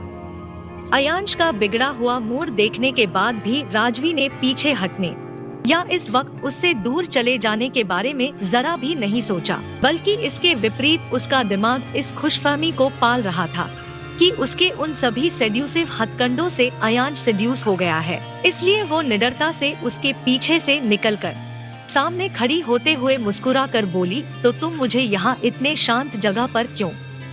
राजवी की अपनी बात खत्म करने से पहले ही अयांश ने उसे टोक दिया, राजवी खुराना। अयांश ने पहली बार उसका पूरा नाम नहीं लिया था, लेकिन इस बार उसके लहजे में राजवी को एक अजीब सी घृणा और गुस्से की मिश्रण महसूस हुई, जिससे वो सीधे उसकी ठंडी आंखों में देखने लगी। तभी अयांश के कड़वे शब्द उसे फिर सुनाई पड़े, तुमने अभी जो टेबल पर हरकत की, क्या उसे लेकर मैं तुम्हें एक बेशर्म और गिरी हुई लड़की कह सकता हूँ? अयांश ने राजवी की आंखों में बहुत ही बेजान तरीके से देखा, बिना इस पर गौर किए कि उसका उतना बेलगाम होना राजवी के मन को चोट पहुंचा रहा था। फिर उसने कहा, अगर तुम्हें लगता है कि मैं तुम्हें जरा सा भी इंटरेस्टेड हूँ, तो इसे अपने दिमाग से निकाल कर कहीं दूर फेंक दो। इस कन्वर्सेशन के बाद मैं ये आशा करता हूँ कि तुम खुद इससे ज्यादा शर्मिंदा होने से बाज आ जाओगी। सो प्लीज आइंदा से ऐसी हरकतें और एकांशी के खिलाफ बकवास बातें मेरे साथ मत करना। अयांश की बात सभी सीधे लेकिन पॉइंट वाले थे। किसी कारण राजवी उस एक पल में अपनी जगह पर जैसे जम सी गई थी। वो काफी देर तक बस एक टक अयांश की ओर हो देखती रही। उसका चेहरा धीरे धीरे पसीने से भीगना शुरू हो गया था और उसने अपने होंठों को जोर से भींचकर दांतों से दबा लिया। पूछने से पहले वो बहुत देर तक चुप रही थी, क्या तुम कभी मेरे साथ एक खुशहाल जिंदगी की कल्पना नहीं करते थे? फिर क्यों तुम स्कूल और कॉलेज के दिनों में हमेशा मेरे साथ रहते थे? उसके सवाल का जवाब देने से पहले अयांश की आंखें थोड़ी और अधिक नीरस और ठंडी हो गई और फिर उसने कुछ सोचते हुए कहा, इसका रीजन साफ था। उस वक्त भी और अब भी मैं तुम्हारे साथ नहीं बल्कि मानवीर के साथ रहना पसंद करता था। ये तुम्हारी गलतफहमी थी कि मुझे तुम में दिलचस्पी थी और मैं तुम्हें लेकर कोई कल्पना नहीं करता। तुम्हारी ये घटिया और गिरी हुई हरकतें मेरी जिंदगी का हिस्सा कभी नहीं बन सकती। पसीने से तर राजवी का चेहरा अयांश के कटु बोली से पीला पड़ने लगा। उसका शरीर अस्थिर तरीके से पीछे की ओर जाने लगा। उसकी आंखें थोड़ी लाल हो गई थी, लेकिन वो अब भी जानबूझकर गहरी सांसें ले रही थी, कहीं ना कहीं इस कड़वाहट को अपने मन में रखने की कोशिश करते हुए। उसने अपनी हाथों की उंगलियों को कसकर मुट्ठी बना ली और खुद को बहुत मुश्किल से शांत दिखाने की लापरवाह कोशिश करने लगी। अपने लड़खड़ाते शब्दों के बीच उसने अयांश का नाम लिया और पूछा, क्यों उस वक्त तो एकांशी का कोई वजूद नहीं था हमारी जिंदगी में? फिर तो मुझे पसंद क्यों नहीं करते थे? इससे ज्यादा वो खुद को नियंत्रण में ना रख सकी और आंसू को बहने से रोकने के लिए मुस्कुराते हुए कहने लगी, और अगर उस वक्त तुम्हें प्यार नहीं था तो कोई बात नहीं, ये वैसे भी बहुत साल पुरानी बात हो चुकी है। क्या तुम अब मुझसे प्यार करने की कोशिश नहीं कर सकते Ayansh? Please love me just one time. Ekanshi से ज्यादा खुशी मैं तुम्हें दूंगी। मुझे पता है कि तुम उसके साथ एक ही कमरे में घुटते हो, लेकिन मैं वादा करती हूँ कि मैं तुम्हें वो सारी खुशियाँ दूंगी जिसके तुम हकदार हो। वो सारे हक, प्यार और सम्मान, सब कुछ। तुम मेरी शिद्दत, मेरी जान और मेरी पूरी जिंदगी हो। एकांशी के प्यार को पाने की जिद को गिव अप कर दो अयांश। एकांशी तुम्हारे लिए नहीं बनी। उसके अंतिम कुछ शब्दों के कारण अयांश की ठंडी आंखों में कुछ भेद की भावना जग गई। फिर भी उसने एकांशी की कल रात की हालत को याद किया और उससे कहा, तुम चिंता मत करो, अगर वो मेरे लिए नहीं भी बनी है तब भी मैं तुमसे प्यार नहीं करूँगा और उसकी जगह कोई नहीं लेगा। अयांश की बात राजवी के दिल पर गहरा जख्म दे रही थी, जिसकी ना तो कल अयांश को परवाह थी और ना ही आज। इसलिए उसने फिर से कहने से पहले अपने कदम पीछे ले लिए। इसके अलावा मैं कभी भी उसके खातिर गिव अप करने को तैयार नहीं हूँ। मुझे इसके बारे में इमेजिन करना भी पसंद नहीं है। ये कहते हुए अयांश की आवाज में उसका दर्द साफ झलक रहा था, जो राजवी के बर्दाश्त से बाहर होने लगा था।